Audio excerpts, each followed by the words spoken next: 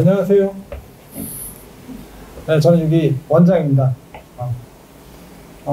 오늘 원래 설명회가 이제 저희가 매주 거의 있어서 격주로 지금 하고 있어가지고 오늘 원래 전부 예약한 분이 15분이었는데 생각보다들 많지 않으셔서 우선 제가 오늘 설명회는 조금 더 오신 분들이 필요한 내용들, 될 수 있는 내용들 위주로 좀 더 설명을 드려보도록 하겠습니다.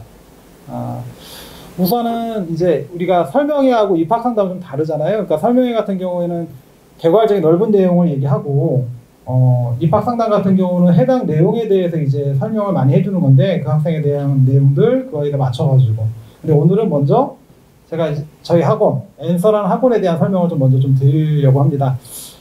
우선은 재수를 할 때 가장 많이 이제 고민하게 되는 이제 재수 형태가 종합학원이냐 아니면 독학재수냐 이런 부분을 되게 많이들 고민을 하게 됩니다.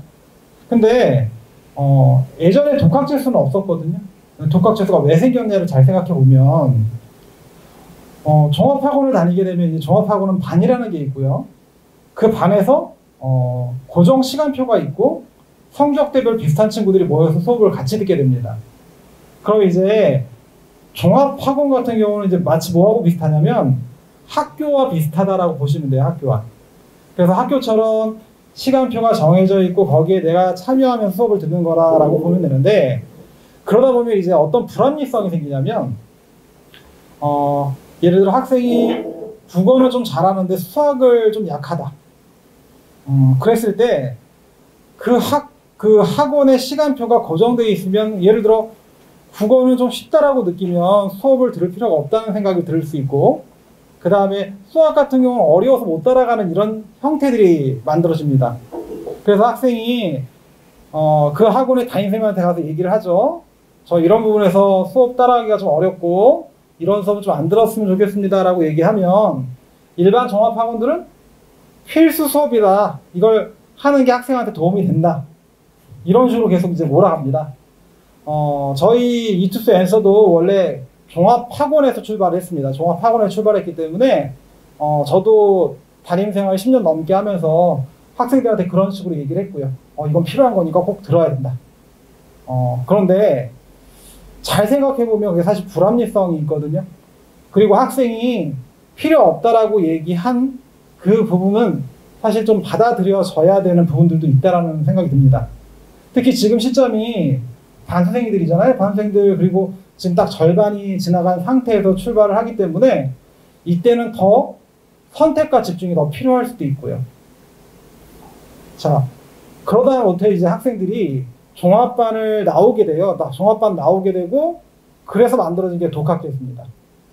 그러니까 독학재수 가가지고 자기 딴에 이제 생각을 하죠. 내가 시간을 이렇게 쓰고 이렇게 공부하고 그리고 또 요새는 학원 말고도 공부할 수 있는 여러 가지 매체들이 참 많아요. 뭐 인강도 있고요. 그 다음에 컨텐츠라고 해가지고 뭐 어머니도 아시죠? 이간 모의고사, 뭐 간슬개, 뭐 이런 것들 그런 컨텐츠들도 있고요. 그리고 또 자기주도 학습이 요새 참 많이 강조되고 있기 때문에 그런 부분들까지 해서 학생들이 내가 공부할 수 있는 여러 가지 방법들이 많이 생겼어요. 그러다 보니까 독학재수가 붕처럼 이렇게 막 일어났습니다. 근데 독학재수가 문제가 좀 있어요. 학생들이 종합반을 가게 된 이유는 관리라는 부분을 받으면서 생활을 해야 되기 때문에 종합반을 간 거거든요, 사실은. 근데 거기 관리에는 뭐가 있을까요? 당연히 아침에 일찍 와서 7시 50분까지 와서 밤 10시까지 공부하는 시간 관리도 있고요. 학생들에 대한 동선 관리도 있을 거예요. 동선 관리도 있고. 근데 제일 중요한 게 어떤 관리냐? 학생의 성적이 목적지까지 갈 수 있도록 그 시기별로 이끌어주는 관리가 제일 중요한데 독학재수는 그게 없어요. 그러니까 독학재수도 이제 그런 것들을 보완하기 위해 담임선생님이라고 있는데 사실 거기 있는 담임선생님들은 총무라고 보면 딱 총무. 그래서 학생이 왔는지 안 왔는지 관리하는 정도. 그래서 독학재수하고는 나중에 원서를 못 써줘요. 입시를 알지 모르니까. 근데 종합학원 같은 경우는 담임 선생님들이 이제 입시 쪽도 능통하고 학습 쪽도 능통하기 때문에 중간중간에 얘가 이성적에서 어느 대학까지 갈 수 있다. 네가 목표하는 대학까지 가려면 어느 정도 더 공부를 해야 된다는 방향성 제시를 해줄 수 있는 게 종합학원이라고 보시면 돼요. 그래서 종합학원의 문제점도 사실 받아들이고요. 장점도 살리고 그래서 그것들을 만들어서 표현한 학원이 바로 요 이투스 앤서라고 보시면 됩니다. 이투스가 청설학원이 한 30년 됐습니다. 30년 됐고 목동에서 개원한 지는 2015년도에 개원을 했고요. 저희가 저쪽 목동역 쪽에서 5년 하다가 이 대학학원 자리로 넘어와서 지금 2년째 하고 있고요. 앤서라는 시스템을 만든 건 3년이 됐습니다. 처음에 강남에서 오픈을 했고 목동에서 그 다음에 오픈을 했고요. 앤서는 기존의 종합반이 맞습니다. 그런데 그 종합반의 그 구조적인 모순을 조금 깨고 만들어진 학원이다라고 보시면 돼요. 그리고 제일 키포인트가 되는 게 저희는 반이 없습니다. 수업 반이. 왜 반이 없는지를 제가 이제 계속 PT를 통해서 좀 설명을 드릴 거고 그 반이 어떤 구조적 모순을 만들었는지를 잘 설명을 드릴게요. 우선 제 설명하기 전에 좀 어머니 두 분 계시고 학생이 있는데 제가 이거 설명을 입학 상담할 때 하면은 학생들은 이해를 되게 빨리 해요. 생각보다. 어머님들이 생각보다 설명하고 나서도 잘 이해 못 하시는 경우가 있는데 우선 반이 없다니까 어떤 생각 딱 드세요? 반이 없다. 반이 없다 이렇게 딱 하면 관리가 될까라는 생각 들지 않으세요? 이게 관리가 과연 이게 학원인데 될까? 근데 왜 반 이꼴 관리라는 생각을 우리가 하게 되는지 잘 보면 그게 모순이라는 거예요. 왜 반만 있으면 관리가 될까요? 반이라고 하는 건 딱 이렇게 공간적 제약이라고 보시면 돼요. 공간적 제약. 그 안에서 자 학교나 학원들이 여러 학생을 동시에 통제하기 편한 방식이 바로 반이었던 거예요. 그래서 얘들한테 전부 다 비슷한 성적대를 앉혀놓고 시간표도 주고 관리도 비슷한 관리를 해주는 거죠. 그게 이제 반이라는 문제점인데 예를 들어 자습 분위기는 반으로 있을 때가 더 좋냐? 그거 아니거든요. 그러니까 애들이 학년이 막 올라가면 3월달, 4월달에는 되게 교실 분위기가 좋아요. 근데 5월, 6월 이렇게 돼가면 교실 안이 제일 떠들어요. 그러면 교실에서 자습하게 하면 안 되겠네요? 그런 분위기가 되니까. 그래서 저희는 자습을 다 독서실에서 해요. 근데 애들이 왜 떠들게 되냐면 같은 공간에 오랜 시간 있으면 애들 사이에 익숙함이 생겨요. 익숙함이. 그럼 그 익숙함에 의해서 조금 느슨해지고 그로 인해서 자습 분위기, 수업 분위기가 망가지는 거예요. 그거 잡기 위해 선택 수업을 또 저희가 선택을 했고요. 그리고 학생한테 불필요한 수업들을 듣지 않게 하기 위해서 선택 수업을 진행을 한 겁니다. 그래서 제가 이제 PT를 통해서 왜 그런 불합리성들을 고쳐줘야 우리 아이들한테 도움이 될지를 설명을 좀 드리겠습니다. 아까 설명드린 것처럼 저희가 2015년도에 이제 개원을 했고요. 자, 그리고 2000년도 윈터스쿨 저희가 이제 마감을 했고요.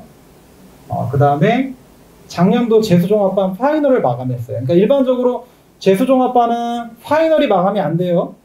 그 파이널이라는 건 이제 제일 마지막에 마감이 된다는 얘기는 이렇게 되려면 다니고 있던 학생들의 만족도가 높아야 되는 거예요. 자, 그리고 저희 올해는 지금 반수반에서 마감할 것 같거든요. 근데 어떤 학생들이 참 많이 왔냐면 작년도에 여기서 재수를 했어요. 재수를 해서 대학교를 성공적으로 잘 갔어요. 그런데 아직까지 학교 생활을 정상적으로 못하잖아요, 대학생들이. 그래서 다시 이 학원에 나와서 공부를 하고 있습니다. 근데 일반적으로 종합반에서 재수한 친구들은요, 다시 종합반 안 옵니다. 너무 힘들고 질려서.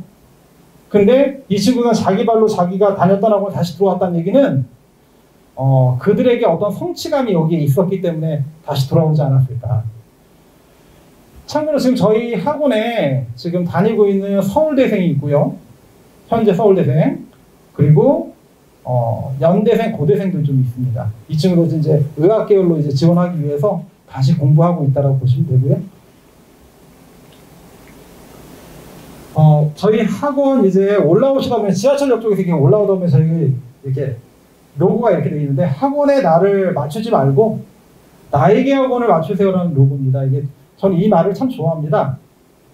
근데 기존의 학생들도 다 몇 년 동안 학원을 다녔을 텐데 내가 학원에 맞추면서 다니지 않았나 잘 생각해 보면 거의 그랬다라고 보시면 돼요. 반이 편성되고 거기에서 주어진 대로 시간표 준 대로 공부하고 교재 준 대로 공부하고 나의 의사를 한 번이라도 존중받은 적이 있냐? 그리고 나의 실력을 한 번이라도 점검받아 본 적이 있냐? 사실 그렇게 많지 않거든요. 자, 우선은 이건 저희 학원 내용은 아니고요. 여기 잘 보시면 모의고사들의 성격에 대한 잠깐 제가 정리를 좀 해놨어요. 이게 오신 분들한테 도움이 될 것 같아서. 모의고사는 크게 교육청 모의고사하고요. 평가 모의고사, 대학 수학력 시험이 있는데 시험의 취지가 좀 달라요. 며칠 전에 저희 모의평가 봤죠? 6월 모의평가. 저희 원래 오늘 아주 뜨끈뜨끈한 자료가 있어요. 6월 모의평가 분석집. 제가 원래 오늘 자료집으로 배부를 못할 수 있었는데 제가 안에 넣어드렸어요. 올해 수능을 준비하실 때 도움이 될 것 같아서 그 모의평가 분석지를 거기 안에 놓았습니다. 그래서 나중에 대기 가서 한번 읽어보시면 도움이 될 겁니다. 애들 선택 과목에 대한 유불리나 이런 저희 입시평가서가 있기 때문에 거기에서 또 정리한 내용들을 담아놨고요. 우선 저희 재수생들은 교육청 모의고사 보지 않잖아요. 근데 고3들은 교육청 모의고사를 보죠. 3월달, 4월달, 7월달 그리고 10월달 교육청 모의고사가 있습니다. 이건 성취도 평가라고 보시면 되고요. 성취도 평가는 뭐냐면 그냥 내신 시험이라고 보시면 돼요. 내신 시험. 그래서 열심히 문제 많이 풀면 성적이 올라요. 어느 정도. 그래서 기출문제를 많이 풀면 어느 정도 성적대가 만들어지는 게 이 성취도 평가의 성격이라고 보시면 되고요. 여기 보면은 평가원 대학 수학능력시험은 사고력 평가라고 되어 있어요. 사고력 평가. 학생 작년에 수능 봤죠? 수능 시험지가 되게 낯설지 않아서 딱 봤을 때? 그러니까 이 사고력 평가를 하려면요. 우선 첫 번째, 기존에 나왔던 문제를 내면 안 되거든요. 기존에 나왔던 문제를 내는 방식이 여기 부모님들 세대에 여기 학력고사 보신 분들도 계실 거 아니에요. 그게 이제 기존 방식. 나왔던 문제에서 문제은행 방식으로 제출하는 방식. 그럼 그런 방식에서는요. 이런 말이 맞아요. 뭐 3당 4락. 3시간 자면 붙고 4시간 자면 떨어진다. 이게 맞다고요. 왜? 많이 본 놈이 대학을 좋은 데 가는. 성실성을 테스트했다고 보면요. 수능은 그렇지 않다는 얘기예요. 수능은 그것보다 참 많이 잡대요. 근데 수능은 논리적 사고력을 내가 가질 수 있는 준비를 해야지 문제를 풀 수 있다고 보면 됩니다. 그래서 이 수능을 이제 문제를 딱 보면 학생들이 어떤 느낌을 많이 받냐면 딱 들으면 되게 낯선다? 문제가 굉장히 낯설다. 그러면 그 낯선 문제를 내가 풀어낼 수 있는 능력을 만들어야 되는데 그 능력의 포인트가 어디 있냐면 우선 문제를 풀 때 순서가 있어요. 순서가. 문제 풀 때 첫 번째요. 문제 읽어야 돼요. 그쵸? 문제 읽어 독해를 해야 되고 그 다음 사고라는 과정을 통해서 이제 생각을 해서 결합을 시켜야 돼요. 조건들을. 그 다음 마지막으로 연산이라는 걸 통해서 답을 내는데 기출문제 학습을 하게 되면 어떻게 되냐면 여기 어머님들도 쌤 알죠? 쌤. 쌤이 수능에 도움이 될 것 같아요? 안 될 것 같아요? 어머니? 그게 딱 대표적인 예라고 보시면 돼요. 쌤이 도움이 안 돼요. 쌤이 수능을 오히려 망가뜨려요. 쌤은 이거 말하거든요. 그러니까 정보의 입력이 안 되죠. 학생들이 수능을 어렵게 보는 이유가 바로 요 준비가 안 돼서 그래요. 수능 시험하고 논술 시험의 차이점도 여기 있다고 보시면 됩니다. 수능도 논술도 논술도 수능 범위에서 출제한다고 하잖아요. 근데 이게 달라요. 이게 그러니까 제시문의 길이가 더 길어집니다. 더 복잡하게 주어진다. 그러면 뭐가 어렵다? 독해가 어려운 거예요. 예를 들어 학생들이 모의고사를 보고 나면 이런 말 많이 하잖아요. 그 답지를 보거나 해설 강의를 보면 알 것 같은데 왜 거기서는 시험 볼 때는 생각이 안 났을까? 그러면 내가 답지나 해설 강의를 보면 알 수 있었다는 얘기는 여기 문제 없다는 얘기예요. 여기는. 이게 문제가 되는 거죠. 그러면 우리는 자, 요 준비를 시켜야 되는 거예요. 요 준비를. 사고력 평가. 근데 사고력을 기르려면 어떻게 준비를 시켜야 될까? 그거에 대해 사실 저도 강의를 20년 하면서 많이 생각을 해봤는데 제일 좋은 게 사실은 학습자가 의지가 있어야 돼요. 내가 이렇게 바뀌어야겠다. 내가 이런 식으로 만들어 가야겠다. 그러니까 알려주는 것도 있어야 되지만 학생이 계속 자발적인 연습을 해야 되는데 오늘 학습 방법 중에 대표적인 게 예습과 복습이죠. 그러면 이 수능을 위해서는 어떤 학습법이 더 유리할까요, 어머니? 예습일까요, 복습일까요? 예습이 됩니다, 예습이. 왜 그러냐면 복습을 하면요, 수업을 듣고 나서 다시 복습하면 선생님이 여기 먼저 다 해버려요. 그럼 이걸 다 해버리고 나면 학생은 요 과정 없이 여기만 계속 보는 거예요.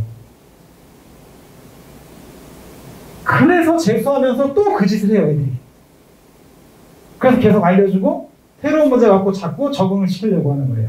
그래서 저희가 학원에 오면 요걸 안 봐요. 그래서 일부러. 이걸 보는 순간 내가 다시 성적이 오르고 있다 착각을 하거든요. 그래서 저희는 이 교육청 모의고사 대신 저희 자체 이투스 모의고사를 봅니다, 매달. 그 이투스 모의고사가 수능 형태로 만들어져요. 퀄리티는 수능보다는 떨어져요. 사실 수능 문제가 워낙 잘 만들어져 있기 때문에 그 정도 퀄리티까지 만드는 어떤 책도 없다고 보시면 되고요. 거기에 준하게 새롭게 출제된 문제 가지고 학생들한테 계속 테스트를 보고 있습니다. 그래서 네가 이런 문제를 풀 수 있는 능력을 얼마나 길렀는지를 자꾸 체크해 볼 거야 라고 하는 의도에서 저희가 진행하고 있고요. 그래서 이런 것들을 우리가 길러주기 위해서는 문제를 많이 푸는 양치기 학습보다는 예습을 효과적으로 하는 학습법이 더 유리한 학습법이 될 수 있다 말씀드리고 싶고요. 그 다음에 이 평가원 모의고사하고 또 수능이 다른 거. 사실 이거 전문가 아니면 잘 몰라요. 예를 들어 이 평가원하고 수능은 둘 다 사고력을 측정하는 시험인데 둘 다 새로운 문제를 통해서 가요. 기존 문제 둘 다 배제하고. 근데 문제를 누가 만드냐 보면 여긴 그래도 기존의 지필진들이 써요. 그래서 이 사람들이 새로운 유형을 만들겠다라고 해서 이게 새로운, 여기가 이제 기존 문제라면 한 폭이 이 정도의 틈을 가진 문제를 내는 거라고 보시면 돼요. 그런데 여기는요, 아예 기존 지필들을 아예 빼버려요, 다. 그래서 되게 젊은 교수들, 이런 사람들한테 문제를 내게 해요. 그러면 기존의 지필진들은 다 뭐하냐? 옆에 검토진부. 그럼 이 사람들이 문제를 내고 나면 되게 참신하거든요. 너무 참신한데 수능 형태를 벗어나는 경우도 있대요. 그럼 이제 검토진들이 경험이 많으니까 그거를 깎아서 이제 다듬어서 이제 문제를 만드는 거예요. 그러면 그 검토진들이 뭐라고 얘기하냐면 아이디어가 너무 기발하대요. 자, 이 말씀 제가 드리는 건 뭐냐면 아무리 문제를 많이 푼다고 해도 절대 문제 양으로 수능을 잘 볼 수는 없다는 거예요. 그래서 내가 그 문제를 많이 푼다가 중요한 게 아니라 문제를 잘 풀어야 돼, 잘. 그러니까 좋은 문제를 바른 방식으로 푸는 연습들을 하는 게 수능을 잘 대비하는 방법이 될 수 있다. 그 말씀 드리고 싶고요. 그리고 예습을 하려면 학생의 자발적 의지가 되게 중요해요. 그럼 어떻게 자발적 의지를 만들어줄 거냐. 기존의 학원에서는 그냥 정해준 시간표 가지고 너 수업 들어였잖아요, 사실은. 그러면 자발적 의지가 안 생기죠. 저희는 자, 네가 뭐가 필요한지 얘기해봐. 그래. 이렇게 수업 들어보자. 그 대신 너의 의견을 존중하지만 너는 너의 성적을 네가 책임져야 돼. 그리고 한 달 기다려주는 겁니다. 그리고 나서 시험 보죠? 시험 보고 나면 그 결과 가지고 당연히 얘가 잘 봤어요. 그러면 잘하고 있네. 격려해주고요. 성적 안 나와요. 안 나오면 당연히 지적해야죠. 이런 부분은 문제가 좀 있는 것 같고 너의 결정이 잘못된 것 같다. 조금 더 보완을 해야 되지 않겠니라고 하면 아무리 고집센 학생들도요. 그런 식으로 들어가면 다 받아들입니다.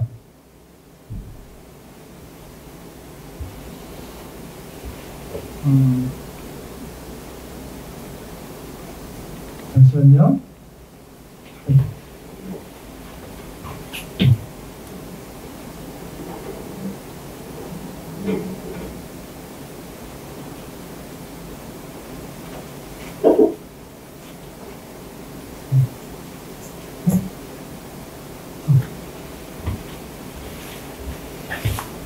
그러면 저희가 이제 본격적으로 어떤 형태로 학생들을 지도하고 있는지에 대한 설명을 좀 드리겠습니다. 우선은 기존 학원과의 지금 비교를 통해서 이해를 시키시면 좀 쉽게 이해가 되지 않을까 싶거든요.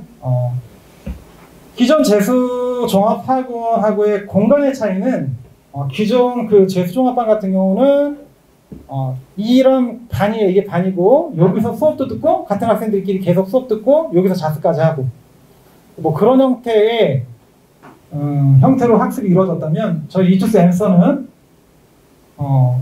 제일 많이 있는 시간이 독서실이에요. 본인 독서실, 본인 존, 자기 독서실에서 앉아서 수업이 있을 때 이 강의실로 올라와서 수업을 듣고 그래서 이동 수업 형태의 공간을 이용하고 있습니다. 참고로 지금 어머니 앉아있는 이 책상 폭이요. 이게 한 75 정도라고 보시면 돼요. 75. 굉장히 좁죠. 얘들 등치도 큰데. 일반 독서실들이 있죠. 독서실들이 1m 정도가 돼요. 1m. 그 다음에 요새 독서실도 좀 비싼 데 있잖아요. 프리미엄 독서실. 그런 데가 1m 10. 저희 이투스 앤서가 1m 20이에요. 책상이. 독서실. 1m 20에다 앞으로 폭이 1m 10이에요. 그리고 옆에 책장이 두 개가 큰 게 있어요. 그래서 본인이 거기에 모든 짐을 두고 그 자리는 지정좌석입니다. 그래서 학생이 거기를 지정좌석으로 쓰면서 거기서 자습하고 수업이 있을 때는 지금 여기 있는 이런 강의실로 올라와서 수업 듣고 다시 수업이 없을 때는 거기서 자습하고 이런 형태의 공간을 이용하고 있습니다. 그러면 우선 학생들끼리 친목도모나 유대관계가 생길 수가 없겠죠. 기본이 독서실이고 계속 선택이니까 이 교실 들어와도 자기 지정좌석이 없잖아요. 그럼 어느 정도로 이 학생들끼리 서먹서먹하냐면 되게 아까도 잠깐 얘기 드렸지만 개강 시에는 학생들이 얘기가 당연히 없어요. 다 서먹서먹하니까 저희는 11월 종강할 때까지도 조용해요. 거의 애들이 산만해지지 않고 제가 앤서 원장하면서 특이한 퇴원 사유서를 쓴 적이 있어요. 특이한 사유요. 기존에 종합반 하면 써본 적이 한 번 없는데 앤서 하니까 올라온 퇴원 사유서가 뭐가 있냐. 저희는 수업이 안 맞아서요 해서 나가는 애들이 없어요. 그 수업이 안 맞아서요 하고 나가는 애들은요. 왜 나가는 거냐면 자기한테 맞지 않은 수업이 강제로 듣게 하기 때문에 나가는 거예요. 저희는 강제로 듣게 하지 않거든요. 그 수업이 안 맞으면 이 수업을 들으면 돼. 그런 식의 대안을 제시하죠. 근데 어떤 퇴원 사유를 제가 써봤냐면 퇴원 사유가 외롭다예요. 너무 외롭대요. 지금 공부하고 있는데 너무 그러니까 누구하고도 말 못하고 외롭다. 말할 사람 상대가 없다. 근데 사실은 그거 보면 좀 안타까운 것도 있지만 입시 자체가 개별하잖아요. 입시 자체가 경쟁이고 입시라는 그 안에 들어와 있다는 얘기는 내 옆에 있는 사람도 내 경쟁자거든요. 이겨야 좋은 대학 가는 거 어쩔 수 없는 현실이기 때문에 올해는 참아야 될 것 같습니다. 그 다음에 저희 시간표입니다. 기존의 그 전통적인 종합반 같은 경우는 이렇게 성적의 평균을 내요. 이 친구는 국어 참 잘하고 얘는 영어 잘하고 얘는 수학 잘하는데 같은 반에 있어요. 그래서 고정시간표로 시간표를 진행합니다. 사실 이런 고정시간표로 진행하는 건 학생을 위한 게 아니라 말 그대로 학원을 위한 거예요. 학원이 좀 더 편하게 학생들을 통제하게 돼요. 자, 그런데 저희는 없어요, 그게. 저희는 딱 등록하면요, 제일 먼저 뭐 하냐, 담임 선생님하고 학생이 인터뷰를 해요. 한 30분에서 1시간. 그러면서 학생의 강점과 약점, 그리고 올해 입시의 목표에 대해 파악을 하고요. 저희 강좌가 한 90개 됩니다, 90개. 그 강좌 중에 학생한테 어울릴 수 있는 강좌들을 컨택해 줍니다. 그리고 나서 학생이 저 이거 들어보겠습니다 하고 결정을 하면 1차적으로 시간표를 짭니다. 자, 그리고 나서 개강을 하고 나서 학생이 일주 동안은 수업을 들어볼 수가 있어요. 이게 대학처럼 수강 변경 기간이라고 합니다. 들어봤더니 내가 생각했던 것보다 강의가 어렵거나 쉽거나 아니면 그 선생님이 나하고 맞지 않을 수도 있잖아요. 그런 것들을 합리적으로 바꿔줍니다. 그래서 그 변경 기간이 지나고 나면 시간표가 이제 확정이 됩니다.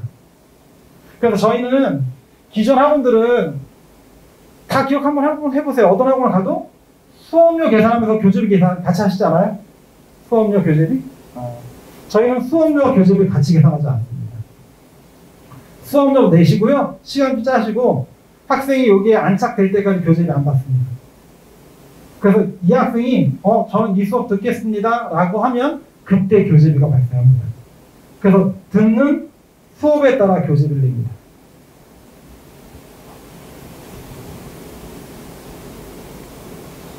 자, 학기 운영입니다. 이 학기. 기존의 전통적인 종합반은요, 1학기, 2학기 이렇게 학교랑 비슷하게 진행을 하는데, 그럼 이제 반수반 같은 경우는 이렇게 2학기에 들어오는 겁니다. 그럼 커리가 한 번 도는 거? 이렇게 끝나는데요. 저희는 이렇게 4번 돕니다. 그래서 수업이 훨씬 더 스펙타클합니다. 기존의 학원들이 학교나 50분 단위 수업하잖아요. 저희는 수업이 100분 단위 수업을 합니다. 100분 단위. 그래서 1교시 100분, 2교시 100분이고 중간에 쉬는 시간 20분. 그리고 점심 먹고요. 3교시 100분, 4교시 100분, 중간에 쉬는 시간 20분. 그리고 나서 저녁 먹고 뒤에 자습하거든요. 이거 뭐하고 비슷해요, 어머니? 수능이에요. 평상시도 수능과 비슷하게 호흡하자. 그 모든 커리큘럼 자체를 수능에 맞춰서 진행하고 있습니다. 그럼 50분 단위의 수업보다 100분 단위의 수업이 효과가 얼마나 있냐? 100분 동안의 수업 나가는 양은요, 50분 수업으로 얘기하면 3개 이상 나가요. 수업이 안 끊어지니까. 그래서 훨씬 더 몰입도 있게 진도를 나갈 수 있게 돼서 학기를 이렇게 굳이 안 써도 이렇게 만들어줄 수 있는 거예요. 4번을 돌릴 수 있는. 그럼 이제 반수하고 들어오는 친구들이 들어오는 시점이 여기거든요. 여기서는 그래도 2번은 도는 거예요. 2번은. 그리고 요 밑에 보면은 항상 저희가 기본심화, 실전, 파이널 이렇게 얘기했잖아요. 이대로 저희는 안 가는 거예요, 어머님. 왜냐면 아까 제일 중요한 게 학생의 능력치와 실력, 그리고 요구사항에 따라 강좌가 이동할 수 있다고 했죠. 이때 들어와도 실력 없으면 기본부터 하면 돼요. 이때 들어와도 난 실력 있으면 요 단계로 가면 됩니다. 그걸 학원에서 일반적으로 정하지 않고요. 학생이 능력에 따라 강좌를 선택할 수 있습니다. 근데 그 선택 후에 그냥 놔두면 방종이죠. 그렇게 하지 않고요.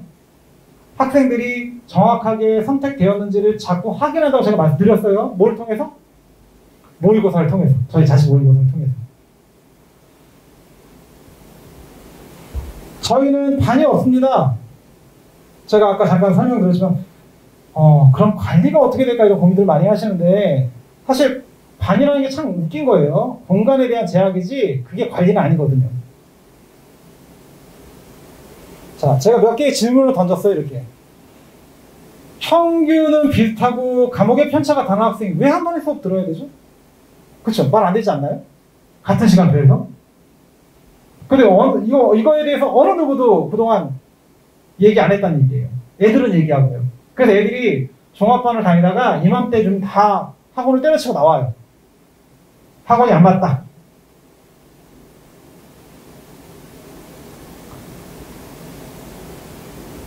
수업 듣고 있는데 내게 도움이 되는 수업도 있지만 나에게 맞지 않는 수업도 있는데 내가 왜 거기 앉아 있어야 되지?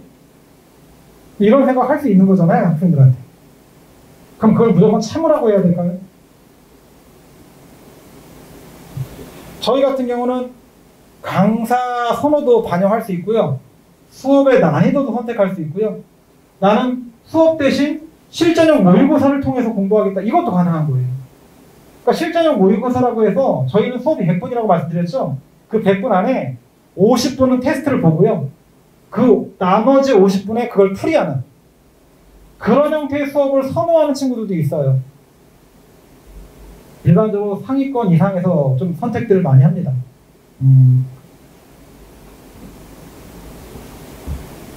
교실 안쪽과 수업 시간이 더 스러운데 학습 방해되고 이런데 같은 반에서 참아야 하나? 요맘때 되면 종합반 애들 이런 생각 되게 많이 해요. 공부하고 싶은데 너무 소란스럽다. 선생님, 수업 시간이 너무 소란스러워요. 근데 이게 소란스럽게 되는 이유가 뭘까요? 아까 제가 말씀드린 것처럼 학생들 간에 이제 익숙해지면 소란스러워져요. 익숙해지면. 저희 학원은 익숙해지는 게 아니라 저희 학원은 오히려 외로운 학원이에요.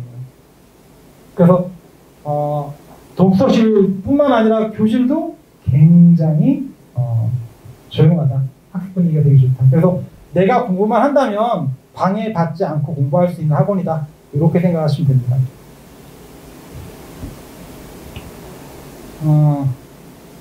자, 예전에 담임선생님들이 있을 때 이런 얘기 많이 하잖아요. 야, 우리 반 모두 열심히 해서 좋은 대학 가자. 이런 말씀들 많이 하시는데 이게 말이 되나요, 어머니? 이게 말 안 되잖아요. 어떻게 우리 반이 다 좋은 대학 가요? 저희는 입시는 개별화라고 생각합니다. 그래서 모두가 아닌 내가 먼저 대화하고 내가 좋은 대학 갈 수 있어야 한다. 그래서 맞춤 관리가 필요하다. 학생을 하나를 바라보고 관리를 해야지 비슷한 성적대의 관리는 하지 않겠다는 얘기입니다.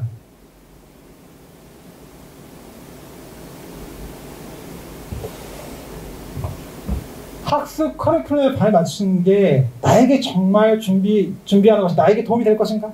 그러니까 예를 들어 최상위 반이 그럼 최상위 반 커리가 나에게 다 도움되나? 그건 아니라는 얘기죠. 나에게 맞춰서 그것들을 선별할 수 있어야 그게 진짜 나에게 맞춤 교육이 되겠죠. 그래서 저희는 자 수업을 들어도 되고요. 나는 수업을 변경해도 되고요. 나는 수업을 안 듣고 나는 컨텐츠를 통한 수업도 가능하다. 내가 필요한 수업만 들어도 되고요. 언제든 내가 원하는 수업을 들을 수 있다. 이게 저희의 장점이라고 보시면 됩니다. 근데 그 시기는 항상 정해져 있습니다. 아무 때나 수업을 넣었다 뺐다 하는 건 아니고 항상 시즌이 시작할 때 그때 아까 말씀드린 것처럼 시간표를 짜고 변경하는 것까지 해서 일주를 저희가 시간표 짜기 일주, 그 다음 변경 일주 이 상황에서 시간표가 수정이 가능합니다. 저희 자습실 전경입니다. 여기가 독서실. 이렇게 되어 있습니다. 아까 말씀드린 것처럼 이 책상의 폭이 요게 1m 10, 요게 1m 20. 이쪽에 사물함 보이시죠? 되게 넓어요. 그리고 요 의자는 시리즈예요. 개당 20만 원짜리. 왜냐면 여기 학생들이 앉아서 있는 시간들이 많기 때문에 좀 더 고급스럽게 만들었습니다. 그 다음 여긴 사물함이고 전자 자물쇠가 되어 있고요. 여기가 이제 학생들이 독서실 안에서 공부할 때도 약간 좀 졸리거나 그럴 수도 있잖아요. 그래서 여기 만들어 놓은 게 스터디 카페. 그래서 누구든 여기 이용할 수 있고요. 여기 이제 스터디 바. 서서 하는데. 이렇게 구성되어 있습니다. 그 다음 스터디 카페 안에는 학생들 사용할 수 있는 냉장고, 복사기, 제비기. 이런 게 들어가 있고요. 저희 나만의 시간표 프로세스는 제가 잠깐 아까 설명드린 것처럼 처음에 입학을 하게 되면 심층 상담을 합니다. 전년도 성도인가 이런 걸 통해서. 그 다음 나만의 시간표를 설계하고 수업 개시하고 정정 기간까지 이렇게 가질 수 있습니다. 자, 나만의 시간표 안에는 구성이 되어 있는 게 약점 공략, 유형 기출 분석 강좌, 실무 강좌, 논술 강좌. 저희는 정규 수업에 논술도 들어갑니다. 그래서 논술 기본 강좌까지 들어가고요. 그러다 보면 이제 내가 수학에 약하면 수학 집중 시간표, 국어 집중, 영어 집중, 수업보다는 나는 자습 시간을 좀 많이 확보하고 싶어. 이런 밸런스가 맞춰줄 수 있게 됩니다. 자, 그리고 지금 저희가 올해 진행하고 있는 게 뭐냐면, 사실은 처음 목적은 올해 코로나 때문에 자꾸 학원들을 중간중간 휴원하는 거 어떻게 막아보자. 그러니까 휴원을 하더라도 학생의 그 공부를 하는 공백을 줄여보기 위해 저희가 지금 여기 보이시죠? 캠. 이거요. 이거 아니 앞쪽에. 그 캠 말고 이게 수업을 다 녹화하고 있는 겁니다. 그러니까 저렇게 기사가 와서 꼭 녹화 안 해도 수업을 그냥 원격으로 녹화하고 있습니다. 그래서 처음에 그런 의도로 만들었는데 이게 어떻게 지금 사용하고 있냐면 모든 수업을 다 찍고요. 4교시 끝나고 나서 이 수업을 전부 다 밴드로 올려줘요. 지금 어떤 용도로 쓰냐? 그 수업을 계속 복습용으로 보게. 그러니까 수업을 들어도 잘 이해 안 되는 부분이 있으면 학생들이 재차 보고 복습할 수 있도록 그렇게 지금 모든 강좌를 제공하고 있습니다. 이번에 이제 시즌 3에 오게 되면 이제 강좌 구성이 대략 뭐 이런 식으로 구성이 좀 됩니다. 예를 들어 종합해서 독서 문학을 거기서 하고요.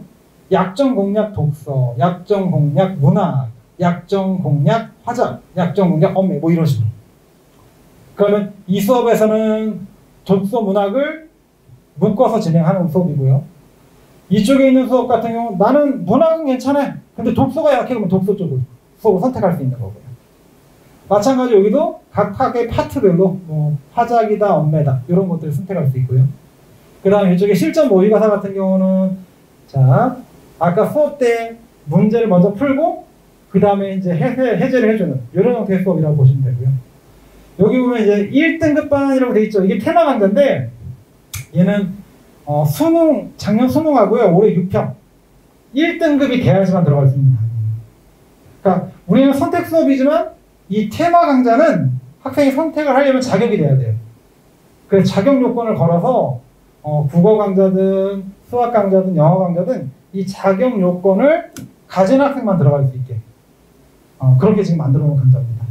그러니까 이건 조금 약간 이런 생각을 하시면 돼요. 선택 강좌를 하다 보니까 아무나 들어갈 수 있는 강좌가 되어버리기 때문에 최상위권을 위한 강좌를 만들 필요가 있어서 저희가 최상위권을 위해서 만든 강좌라고 보시면 됩니다. 그랬더니 오히려 역효과가 뭐가 있냐면 저기 들어가기 위해 애들이 또 노력을 해요. 나는 저기 들어가고 있다는 걸 여기서 애들은 또 하나의 계급성으로 느끼더라고요. 난 이 수업 들어가? 그러면 애들 앞에 나는 1등급이라는 거잖아요. 그게 약간 보여지는 자부심이 되는 것 같습니다. 수학 같은 경우도 이런 식의 이제 구성이 쫙 되어 있습니다. 여기도 테마 강좌 1등급반 1등급이 돼야지 들어갈 수 있는 강좌입니다. 미적분, 수원수2, 확률 통계. 여기도 실무형 이렇게 있고요. 영어 같은 경우도 여기 테마 강좌 보이시죠?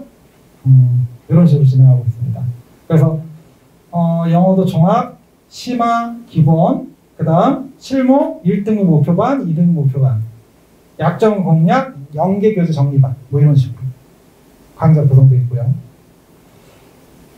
저희 그 학원의 강사진들은 주로 이투스 온라인 강사 또는 EBS 강사도 있고요. 그 다음에 강남 하이퍼 청설학원 강사진, 그 다음 강남 대치동 강사 이렇게 해서 주로 강남권에서 많이 활동하시는 선생님들이 목동에 오셨습니다. 처음에 목동 청소 만들 때 저희가 목동 청소 만들 때 여기다 개원한 이유가 강남 청소에 있는데 목동 쪽에서 애들이 계속 와요. 그럼 애들이 굳이 거기까지 왜 오나? 사실 목동에 좋은 학원이 없어서 걔들이 계속 오는 거잖아요. 그래서 원래 그러면 목동에다 우리가 만들어 보자. 그래서 목동 청소를 만들고 강남 청소를 선생님들 데리고 이쪽으로 왔어요. 그래서 첫 해도 애들하고 막 상담하다 보면 그 얘기를 해줘요. 여기 강남 청소 선생님들이 많이 넘어온 거다라고 얘기해도 와서 물어봐요. 강남 청소가 목동 청소의 차이점은 뭐예요? 사실 합리적으로 따지면 애들이 왜 가요? 선생님이 오면 되지. 근데 아직까지도 제가 보기엔 많이들 강남 간대요. 그래서 뭐 강남 쪽으로 전세버스가 막 이렇게 애들 태워서 다닌다고 얘기는 하더라고요. 근데 왜 거기까지 갈 필요가 굳이 있을까? 이렇게 선생님들이 다 오시는데. 저희 교육과 선생님들이고요. 목동에서 이 방동희 선생님 좀 신영 선생님 이 두 분이 단과 쪽으로 좀 이름이 있으신 분이고. 자, 이게 수학과 선생님들이 있고요. 영어과 선생님들. 그다음 이게 사탐, 저희가 과탐. 이쪽 대학교 누고사 논술 선생님들. 선생님들 되게 많으세요. 저희 종합반이기 때문에. 그래서 이렇게 강사진을 갖추고 있고요. 저희의 가장 큰 강점이라고 얘기하는 부분이 사실은 담임선생님 관리예요. 저희가 한 4년 전부터 어떤 식의 시스템을 시도를 했냐면, 기존의 학교 같은 데는 수업을 하시는 담임선생님이잖아요. 그 수업을 하시면서 학생 관리를 했단 말이에요. 그러면 어떤 문제점이 생기냐면, 수업은 잘 하시는데 담임 관리를 못 하시거나, 수업이 별론데 담임 관리를 좀 잘 하시는 분도 있단 말이에요. 그럼 예를 들어 우리 같은 체제에서요, 담임선생님이 수학이에요. 근데 난 우리 담임선생님 수업이 마음에 안 들어요. 근데 저희는 선택하잖아요. 그럼 담임선생님 수업을 뺄까요? 눈치 보이지 않을까요? 그래서 저희가 4년 전부터 모든 선생님들을 두 파트로 나눴어요. 한쪽은 수업하시는 선생님들로, 한쪽은 입시와 학습 관리를 전문으로 하는 선생님으로 분리를 해서, 저희 담임 선생님들은 정말 저희 학원의 자랑이에요. 어디에도 그게 없거든요. 왜냐하면 이런 형태의 인재들을 가지고 있으려면 굉장히 오랜 시간의 투자가 필요한 부분인데, 저희가 그 부분들을 한 4년간 노력해서 만들었기 때문에 자랑스럽게 느끼고 있는 부분이라고 보시면 됩니다. 그래서 저희 담임선생님들 같은 경우는 전에 강사를 했던 분들이 많으시고, 그러다 보니까 학습적인 조언들도 많이 해줄 수 있고, 또 입시의 노하우가 되게 많으세요. 그래서 일반 독학재수의 총무 이런 담임선생님이 아니고요, 실제 정말 강사 출신의 우수한 인재들이 담임선생님들을 하고 계십니다. 그렇기 때문에 그거는 학생들이 와가지고 대화를 해보면 알거든요. 심지어 저희 담임선생님들은 어떤 인강을 들으면 좋을까요라는 거에 대해서 이런 것도 들으면 좋겠다. 너한테는 이게 더 좋은 학습 방법이다라고 조언해 줄 수 있는 그런 능력들을 가지고 계십니다. 지금 저희 담임선생님입니다. 저희가 반은 없어요. 반은 없다는 얘기는 수업반은 없는데 담임반은 있어요. 관리반은. 그러면 담임선생님 하에 이렇게 이제 애들은 관리를 받고 있습니다. 사실 그거면 관리가 되는 거 아닐까 싶거든요. 그러니까 반이 없어야 뭐가 가능해지냐면, 통으로 관리하는 그게 아니라 개별적으로 바라보는 시선이 생길 수 있다고 봐요. 자, 담임선생님의 역할은 전년도 학습 상향 분석 및 학습 패턴을 분석해서 나만의 시간표 확인 및 시간표를 또 항상 점검해 주십니다. 그리고 학습 플래너, 인강 계획서. 예를 들어 인강 같은 경우도 사실은 좋은 강좌인데, 인강을 볼 때 학생들이 너무 계획 없이 보거든요. 그래서 그 인강 계획서를 작성하게 하고, 그걸 통해서 학습적 효과를 끌어올릴 수 있도록 점검을 해주십니다. 마지막으로 수시 및 정시를 위한 구체적인 컨설팅까지도. 그래서 부모님들이 따로 외부에다 뭐 수시 컨설팅, 정시 컨설팅 부탁 안 하셔도 됩니다. 학생들은 종강은 11월 달이지만 1월 달 원서 쓸 때까지 저희가 책임집니다. 당연히 비용은 없습니다. 여기 학습 플래너고요.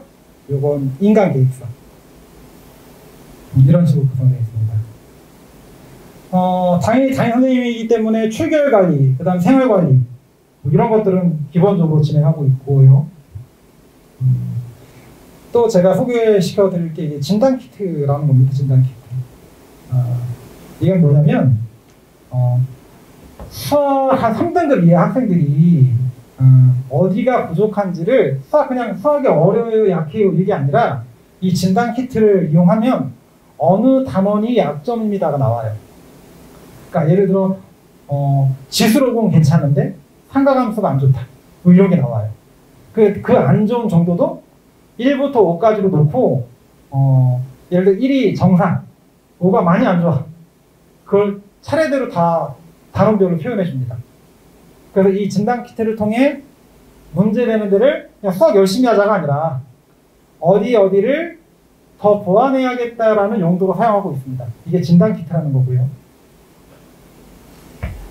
LMTI라고 하는 이건 학습 성향 분석이에요. 이 학생이 수업 위주의 학습이 더 좋을지 자습 위주의 학습이 더 좋을지 이런 형태의 학습 성향을 저희가 또 분석하고 있습니다. 얘는 입학하면 바로 저희가 시험을 보게 하고 그걸 토대로 시간표 상담에 반영하고 있습니다. LMAT입니다. 아까 그 학습 진단고사라고 얘기했던 그 내용입니다. 이렇게 보이시죠? 단원 잘 안 보이겠다. 어떻게 어머님 이거 너무 작아서 이게 지금 단원명이 다 써 있어요. 그래서 이 친구 같은 경우는 지수는 괜찮은데 상가함수가 주저앉아 있고 수율 괜찮은데 막 이렇게. 그래서 어디가 약점이다라는 걸 저희가 체크할 수 있게. 이건 수학이고요. 이건 영어. 듣기는 괜찮고 어휘 괜찮은데 문법이 약하다.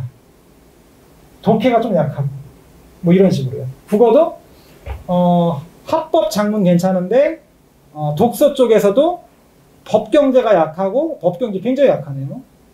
고전시가 약하고 뭐 이런 식으로 각각의 파트가 어디가 약한지를 찾아주고 있는 방식입니다.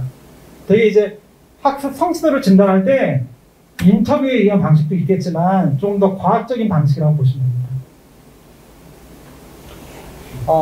최상위권 같은 경우는 한 문제 가지고 당락이 좌우되잖아요. 이건 이제 최상위권을 위한 하나의 시스템인데 오답만 분석이에요. 그래서 모의고사 같은 거 보고 나면 내가 왜 틀렸는지 그걸 확인하게 하고 그리고 그 오답에 대한 피드백 과정을 해줍니다. 그래서 그 오답에 나왔을 때 그 오답 유형에 대한 분석과 그 다음 그 오답을 고치기 위한 솔루션을 제공해줍니다. 아까 제가 설명드렸던 저희 일과표고요. 저희는 이렇게 1교시 100분, 2교시 100분, 3교시 100분, 4교시 100분 이런 식 100분 단위로 진행하는데 이 모습은 실제 수능과 동일하다고 보시면 됩니다. 그러니까 수능에서 가장 긴 시험이 수학이고 그 수학 100분에 맞춰서 시간표를 구성하고 있다. 이렇게 보시면 되고요. 우선은 저희 입시전입니다. 저희 학원은 또 별도의 그 담임선생님들 말고 이따가 2부를 설명해 주실 저희 센터장님이 계신 입시전이 있습니다. 그래서 거기에서 더 체계적으로 입시의 관리를 또 따로 하고 있습니다. 이중으로 하고 있습니다. 저희 모집 요강입니다. 단수반의 경우는 저희 6월 28일부터 시작입니다. 시즌3 시작하는 거고요. 저희 우선은 등록금은 저희는 정액제입니다. 그러니까 예를 들어 내가 강좌를 몇 개 들어서 얼마 내고 이런 게 아니라 저희는 모든 강좌를 들어도 아니면 강좌를 적게 들어도 정액제로 수업료를 냅니다. 이유는 정확한 학생에게 제시를 하기 위해서 수업에 대한 제시를 하기 위해서 예를 들어 담임선생님이 이 수업을 더 들었으면 좋겠다라고 할 때 비용이 발생하게 되면 학생들 부담스러워 하고요. 학생들 또 부모님한테 그 부분에 대해서 얘기하기 참 어려울 거라고 생각합니다. 그래서 정확한 진학 지도는 학습 지도가 될 수 없기 때문에 저희는 정액제를 하고 있고요. 자, 독서실 1개월 기준이고요. 뭐 4주 이런 기준이 아니라 1개월 기준입니다. 매달 1일부터 말일까지. 그래서 이게 교습비, 이게 독서실비 이 두 가지가 되고요. 그 다음 별도 비용으로는 모의고사비 하고요. 콘텐츠비, 교재비는 별도고요. 급식은 한 끼에 5,700원 이렇게 됩니다. 그 다음 셔틀은 왕복 9만원 이렇게 제공하고 있습니다. 선발 과정을 보면은 서울대 의학계열 특별전형이 있고요. 그 다음 무시험 전형에는 HS 연고, 그 다음 명문대 전형이 있고요. 여기는 3개 합 7, 그 다음 여기는 2개 합 8입니다. 자, 다시 가서 여기 같은 경우는 지금 우선 선발 같은 경우 합 5인데 지금 현재 이 합 5 기준을 만족하는 학생이 저희 학원에 거의 100명 가까이 있습니다. 그래서 이쪽은 조금 좀 빨리 마감이 되고 있고요. 그다음 여기도 연구 H 연구 계열도 좀 빨리 좀 마감하고 있습니다. 그래서 만약에 저희 학원을 나중에 등록하시게 된다면 먼저 좀 등록을 해두시는 게 마감 전에 학생이 올 수 있지 않을까 싶습니다.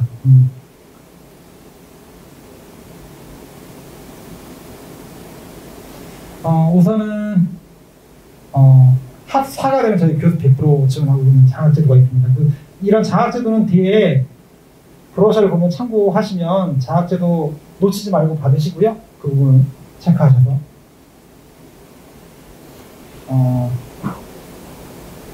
저희 매달 보는 모의고사 같은 경우에도 이렇게 장학금을 계속 주고 있습니다. 1등부터 거기에 해당되지 않아도 모의고사 봐가지고 1등부터 10등까지 장학금을 저희가 주고 있습니다. 계속. 그래서 1등, 2등은 교수비 100%, 그 다음에 3등, 5등은 교수비 50%, 그 다음 6등에 10등은 교수비 30% 지원을 해줍니다. 그래서 그러면 이제 되게 이런 생각 들잖아요. 100% 장학받고 들어온 애들이 저거 받지 않을까? 근데 안 그렇습니다. 생각보다 돈 많이 나옵니다. 아까 장학 제대로 받지 않았던 애들이 치고 올라옵니다. 그래서 나름 그들에게 목표도 되고요. 그리고 경력. 저희 홈페이지 보면 제가 매달 시상하는 거 올리거든요. 정말로 애들이 받고 있다는 걸 거기 보시면 확인하실 수 있습니다. 자, 제가 마지막으로 이제 프리반스반에 대한 설명만 제가 딱 마무리할 텐데, 프리반스반은 6월 14일 날 개강합니다. 그러니까 반수반보다 먼저 좀 와가지고 일찍 학생들이 적응하는 기간들을 갖는다라고 보시면 되고요. 2주 동안 진행하는데 프로모션을 해서 좀 교수비를 저렴하게 2주 동안 진행합니다. 교수비가 284만 4천, 독서실비 112만 2천 원 이렇게 하고요. 수업을 어떻게 진행하냐. 1교시에서 4교시 아까 정규수 원래 있는 자리에 아직까지 대학을 다니는 친구들이 있고 기말고사를 보는 친구들이 있기 때문에 거기에다 수업을 집어넣지 않고요. 거기에는 자습 시간과 그 다음 수학 컨텐츠 모의고사 있어요. 그걸 통해서 자기가 풀어보고 점검할 수 있도록 동영상을 제공합니다. 그러니까 시간을 정해놓고 하는 게 아니라 자기가 시간이 가능할 때 계속 감을 살릴 수 있게 저희가 도움을 주고요. 또 그리고 그 시간대 담임선생님과 상담을 하면서 여기 와서 시간표를 짭니다. 이 친구들은. 여기 와서. 왜냐면 먼저 시간표 짤 필요 없이 여기 와서 그 과정을 거치면서 이제 시간표를 짜게 되고요. 그리고 나서 이것도 가능해요. 저희 지금 이제 아직 학교를 다니고 있는 친구들은 저희 학원 안에 사이버 강의실이라고 해서 중강의 있죠? 중강의. 예를 들어 대답도 해야 되고 발표도 해야 되는 이런 수업들을 들을 수 있는 강의실도 별도로 제공을 해줍니다. 그래서 혼자 그 안에 들어가서 수업 듣고 그리고 나오면 됩니다. 이런 식으로 자, 수업이 뒤쪽에 있고요. 이쪽은 이제 모의고사 형태가 들어갑니다. 근데 이 수업도 어떤 내용이 들어가냐면 6월 평가원을 보고 나서 아직 학생들이 피드백이 안 돼 있는 경우가 많아서 6월 평가원 분석 수업들이 뒤에 다 있어요. 그래서 6월 평가원이 바뀐 수능을 지금 나타내고 있는 첫 번째 시험이기 때문에 이 2주간 진행하면서 각각의 파트별로 예를 들어 문학 아니면 뭐 수투 요 부분에 대한 내용을 집중적으로 점검해주고 그리고 어떤 식으로 학습하면 좋겠다라고 하는 방향성을 제시해주는 기간이 요 2주다. 그래서 이 2주 와가지고 선생님들 수업도 들어보고 그 다음에 아침부터 나와서 공부하는 습관도 만들어보는 과정 이렇게 생각하시면 되겠습니다.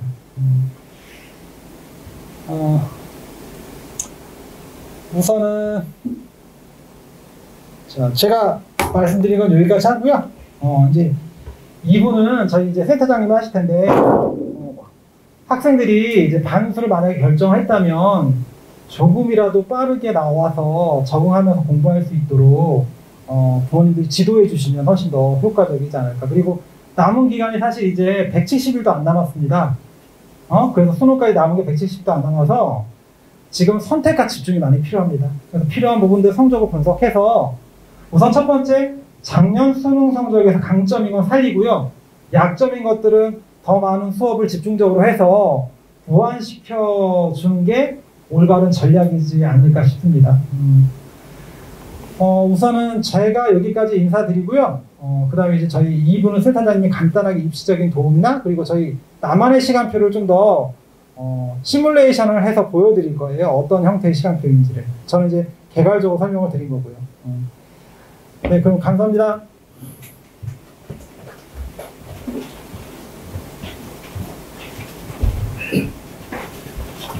네, 저는 여기 엔서 목동의 입시존에서 근무하고 있는 송상윤 센터장이라고 합니다. 오늘 먼저 자료 받으신 거 잠깐만 제가 소개를 좀 해드릴게요. 이 작은 책 오늘 들어온 겁니다. 평가연구소에서 올해 2022학년도 입시와 관련된 모든 내용들이 여기 다 들어가 있고요. 수시는 확정안을 바탕으로 해서 작업을 한 거고, 그다음에 정시는 9월 정도에 확정안이 나올 계획입니다.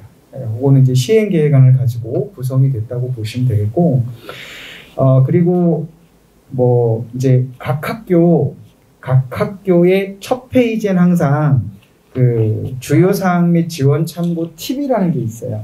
이거는 저와 같이 일을 하고 있는 센터장들이 파트를 좀 나눠서 직접 이렇게 멘트를 넣어놓은 겁니다. 참고하시고, 두 번째는 이 자료입니다.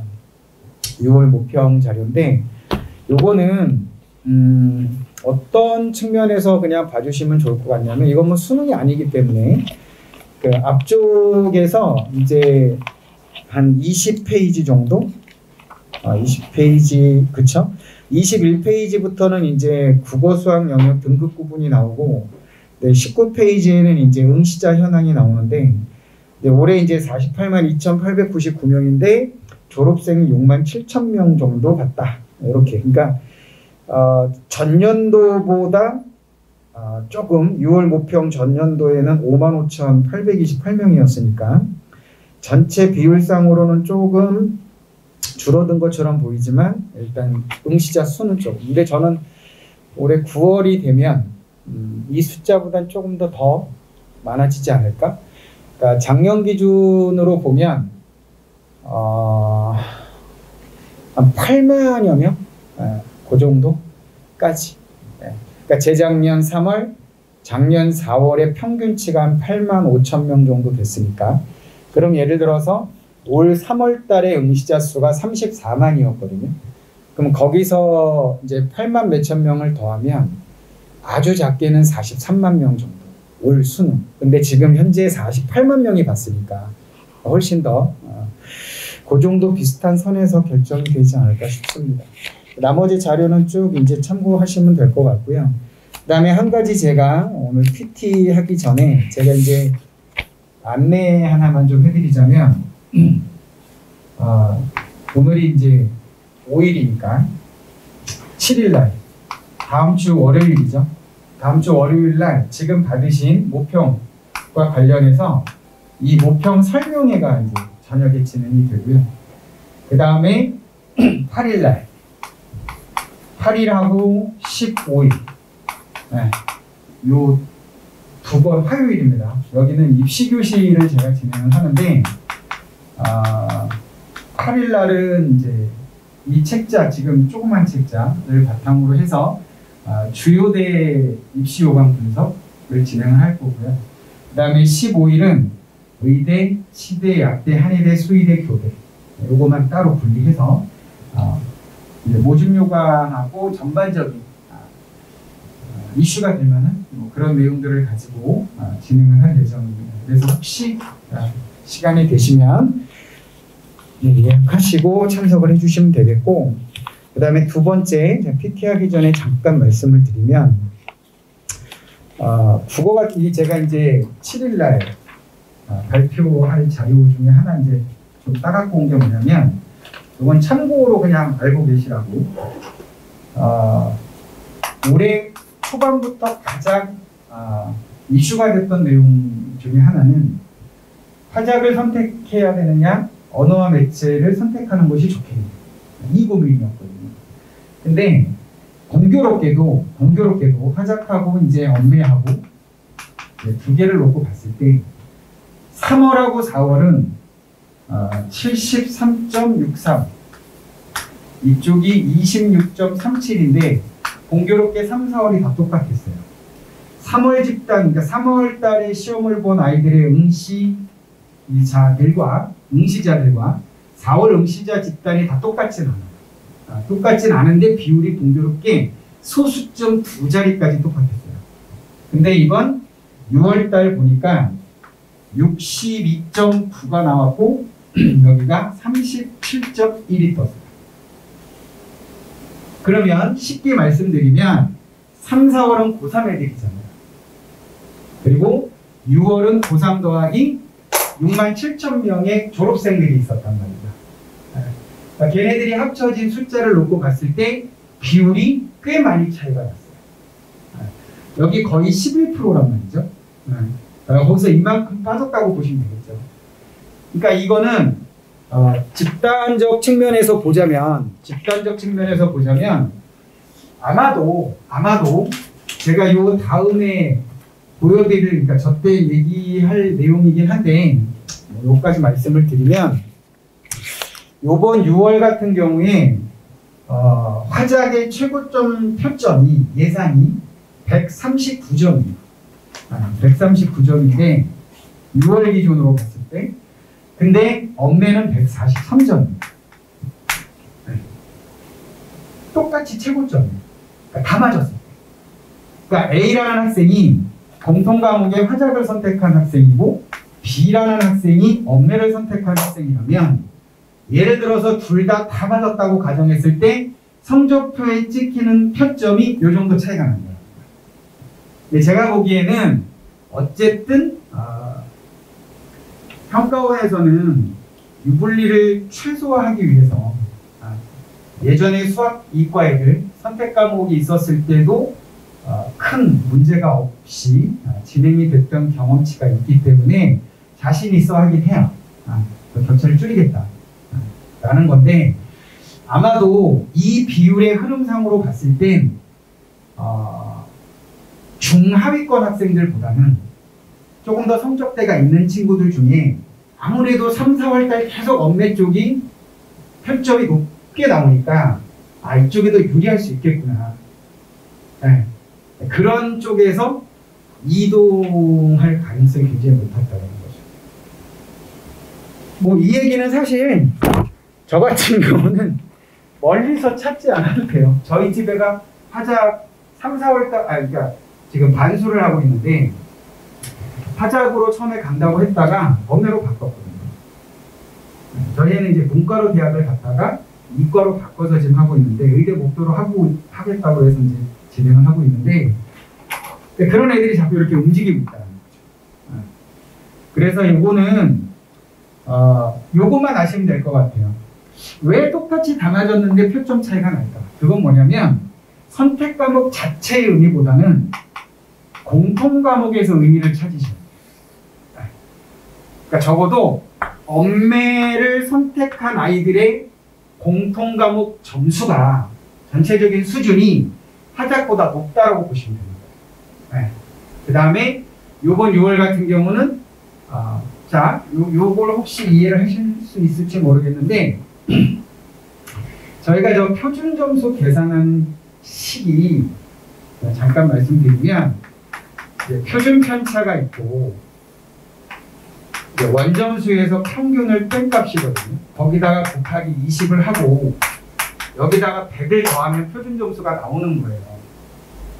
근데 잘 보시면 이렇게 질문을 드려볼게요.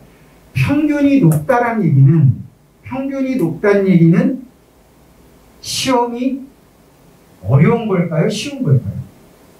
쉬운 거잖아요.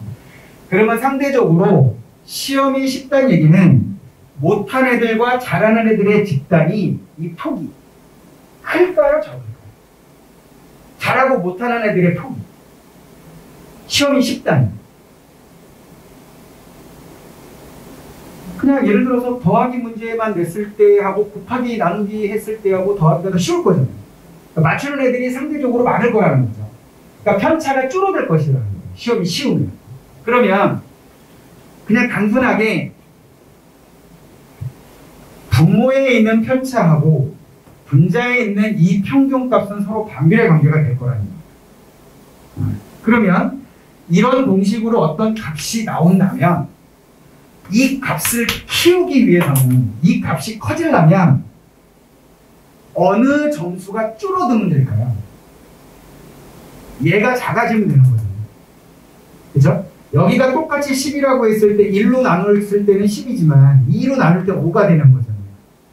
그러니까 이 값이 여기가 같다면 여기가 줄어들면 이 값은 커지겠죠. 근데 만약에 여기가 똑같은 값이라고 했을 때 이 값을 키우려면 얘가 작아지면 되는 거잖아요. 그쵸? 네. 그래서 엄매가 상대적으로 어렵다 보니 평균은 낮아지는데 편차는 얘가 커져버리면 비슷하게 양상이 가겠지만 편차가 줄어들면 집단성이 우수하다면 편차가 상대적으로 줄어들 것이니 얘도 떨어지고 얘도 떨어지면 이 값은 커지겠죠. 근데 이거는 6월 모의고사의 분석이잖아요. 수능에 대한 분석은 아니에요. 그러니까 흐름상으로 봤을 땐 언어와 매체를 선택한 아이들의 집단성이 화작보다는 우수한 건 맞는 것 같아요. 네. 그래서 그거는 뭐 이제 출제를 어떻게 평가원에서 이제 교수님들이 10월달 이제 들어가셔서 어떻게 출제를 하시느냐에 따라서 좀 변화가 생길 건데 제가 생각하기에는 지금 수학도 마찬가지지만 선택보다는 오히려 공통 과목에서 뭔가 변별력을 확실하게 주지 않을까라는 생각입니다. 그래서 공통 과목의 원점수 높이는 싸움이 너무나 중요해졌어요. 그냥 쉽게 말씀드릴게요.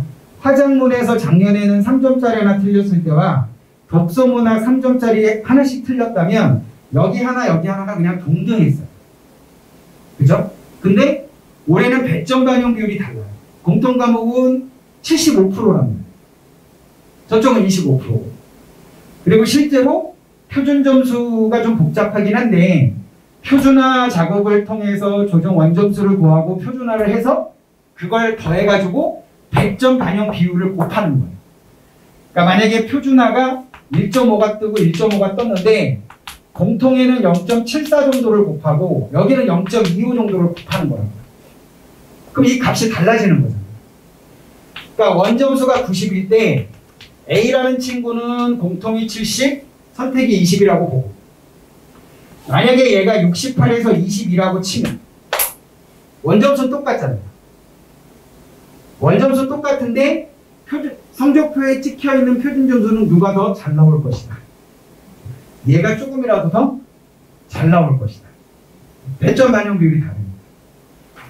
그리고 또 한 가지 재미있는 결과가 뭐냐면 수학이에요. 수학.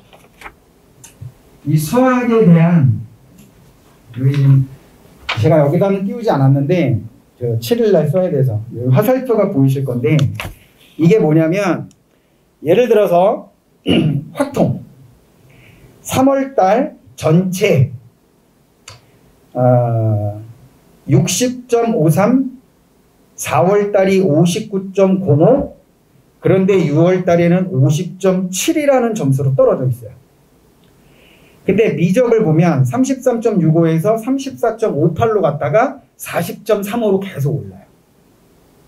그리고 기한은 5.82 전체 비율이 5.82에서 6.38에서 9까지 올라요. 선택 비율입니다. 선택 비율. 선택 비율. 그러니까 확통은 점점 줄고 있고 미적하고 기한은 계속 올라가고 있다. 그럼 이 얘기는 어떻게 해석을 해야 되는 거냐면 아마도 초반에는 자연계 학생이 확통으로 갔다가 이거 보니까 지원할 수 있는 대학의 한계도 있고 아무래도 표점이나 여러 가지 상황을 고려했을 때 아무래도 미적 쪽으로 가는 게 좋아. 그런 움직임이 3, 4, 6월로 갈수록 많아진 것 같아요. 근데 여기서 조금 심각한 게 뭐냐면 1등급을 받은 아이 안에서의 비율을 보면 미적이 79.3%예요. 3월달. 근데 6월에는 78.3이니까 거의 비슷해요. 그러니까 인문계열, 자연계열 합쳐서 수학에서 1등급 안에 분포되어 있는 비율을 보면 미적 애들이 압도적이에요. 근데 1등급 안에 6월의 확통 선택자는 13.3%고요. 얘는 거의 비슷했어요. 저번에 3월 보고 서울시 진로진학인가? 거기서 11개인가 학교 대상으로 해서 일반고 8개, 자사고 3개 해서 자체적으로 출제를 해서 시험을 한번 보신 적이 있나 봐요. 고3 애들 대상으로. 그때는 퍼센테이지가 1등급 안에 여기는 지금 13.3%잖아요. 그때 6%였어요. 네. 어쨌든 올해는 그냥 공부를 그냥 열심히 이 측면이 아니라 전략적 측면이 되게 중요한 한 해가 될 것 같아요. 인문계열 부모님들께서는 영어 지금 3월달에 영어 1등급 비율이 3%대였고요. 4월달이 6%대였거든요. 전년도 수능은 12%였고 1등급 비율이 그러니까 그 작년만큼은 안 나올 거라는 거예요. 그러니까 수능 최저를 맞추는 싸움에서 승부를 좀 거셔야 된다.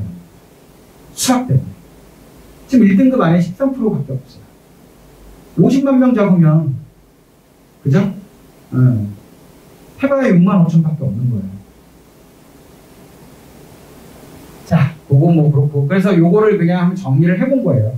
그래서 요 인원수, 응시자 수는 뭐 그냥 참고로 보시면 될 것 같고 예, 각 과목별로 응시자 비율 그리고 올해 보니까 생각했던 것보다 제2외국어 선택자 그러니까 시험을 본 애들 숫자가 좀 있어요. 여긴 좀 안 넣어놨는데 그래도 조금 생각보다는 제2외국어가 올해는 별로 재미가 없어졌잖아요. 문과 같은 경우는 인문계열 혹시 계십니까? 계시니까 설명드려야 되네. 네, 그것도 좀 참고가 될 상황인 것 같고요. 요거는 이제 졸업생 비율입니다. 전년도보다 아주 조금 들었고, 요건 이제 한 4개년도 거 자료를 그냥 같이 넣어본 거예요. 그래서 그냥 요거는 그냥 참고로, 그렇구나. 제2외국어 43,000명이나 있어요. 저는 저 정도까지는 아니라고 생각했거든요. 그러니까 정말 일부 대학, 일부 대학에서, 성신여대인가? 같은 경우는, 특히 문과 같은 경우는, 좀 제2외국어니까, 예를 들어서 내가 불문과를 간다. 근데 제2외국어를 만약에 프랑스어를 했다면 가산점이 있어요. 서울대 당연히 필수고요. 저 정도 애들이 서울대를 지원을 한다? 글쎄요. 아무튼 그렇습니다.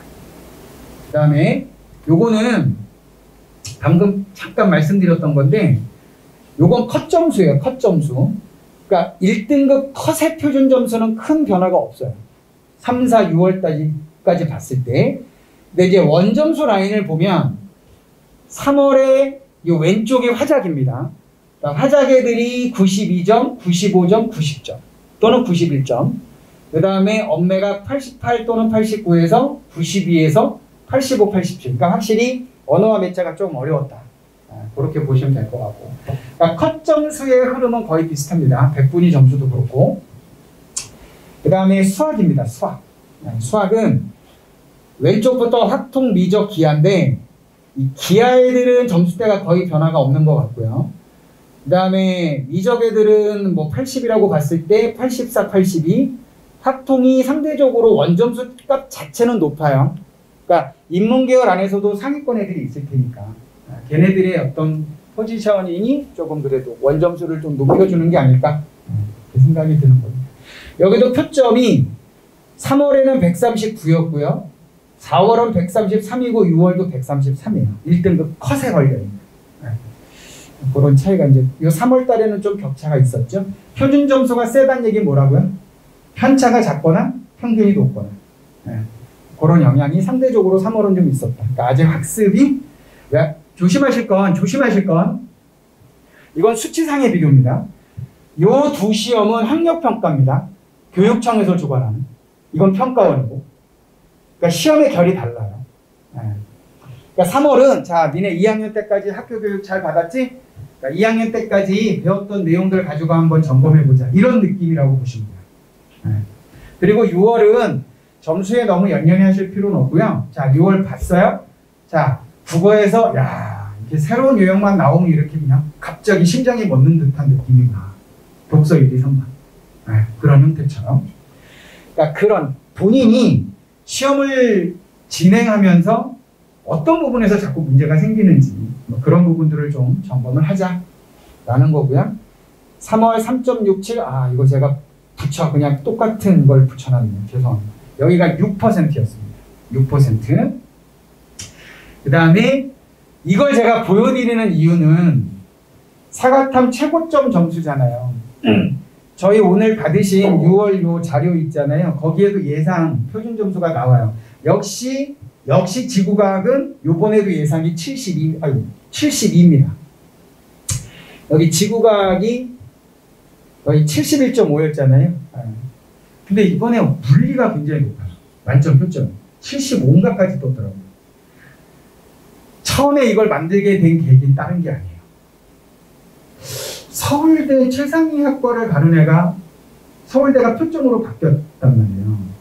변표를 쓰다가 100분위 기준으로 하는 변표를 쓰다가 표준 점수로 성적표에 찍혀 있는 표준 점수를 그대로 가져오겠대요.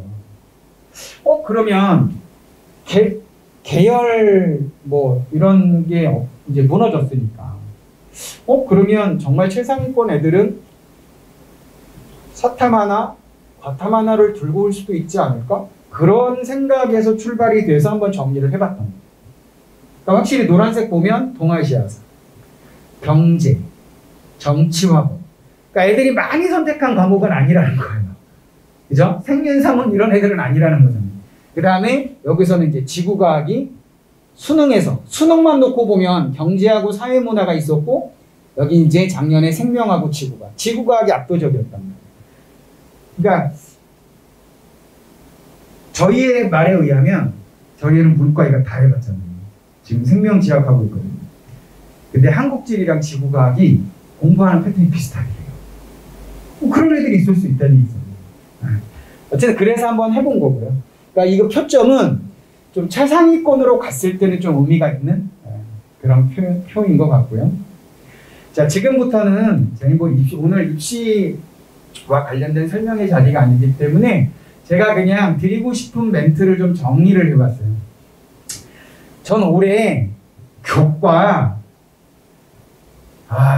그냥 함축적인 표제를 하나 만든다면 용기 있는 자가 승리한다 라고 정의를 내주고 싶어요. 네. 자, 참고로 말씀드릴게요. 작년에 세종대학교가 교과 전형으로 학생들을 선발하는데 최저가 없었어요. 최저가 없어서 인문계 전체 평균이 한 1.6 정도 됐고요.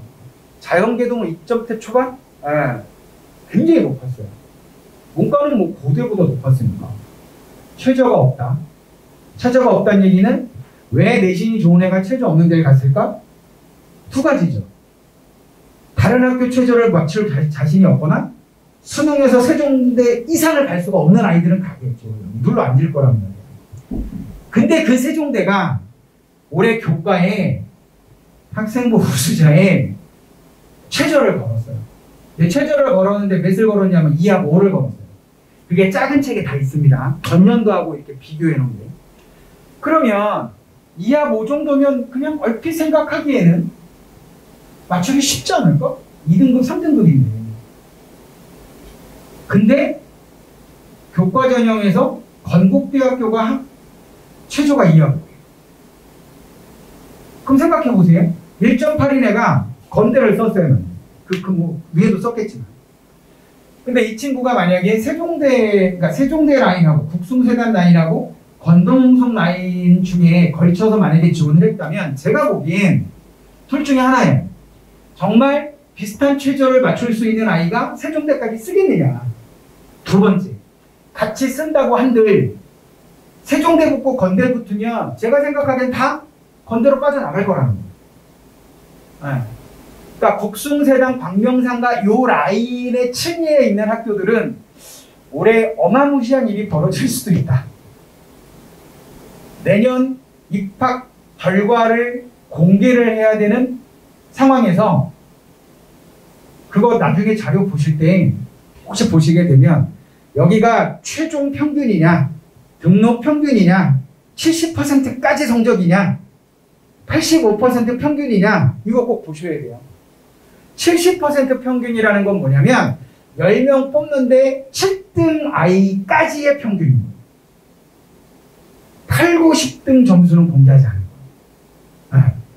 그러니까 이런 거에 현혹당하시면 안 돼요. 그래서 교과는 제가 3등급 라인도 공격적으로 좀, 그러니까 공격적으로 쓸 때는 당연히 최저가 없는 데를 쓰면 안 되겠죠. 최저가 없으면 당연히 높을 수밖에 없고, 그러니까 최저가 좀 있는 쪽으로 적극적으로 지원을 해봤으면 좋겠다는 생각이고요. 추가 합격, 그러니까 결국은 복수 합격이 굉장히 많을 것이다. 그러니까 이동의 어떤 흐름들이 굉장히 번잡할 수 있다. 그런 부분이고, 그 다음에 요거 지금 합추 얘기하는 거거든요. 합추 또는 지금 졸업자 지원 가능 대학이 생각보다 많습니다. 그 다음에 요거 여유있게 좀 요런 아까 방금 말씀드렸던 거 요런 자료들을 잘 보셔야 될 것 같고, 어쨌든 중요한 건 제가 보기에는 수능 최저를 맞추면 굉장히 긍정적인 결과들이 많이 발생할 수 있을 것 같다라는 얘기고요.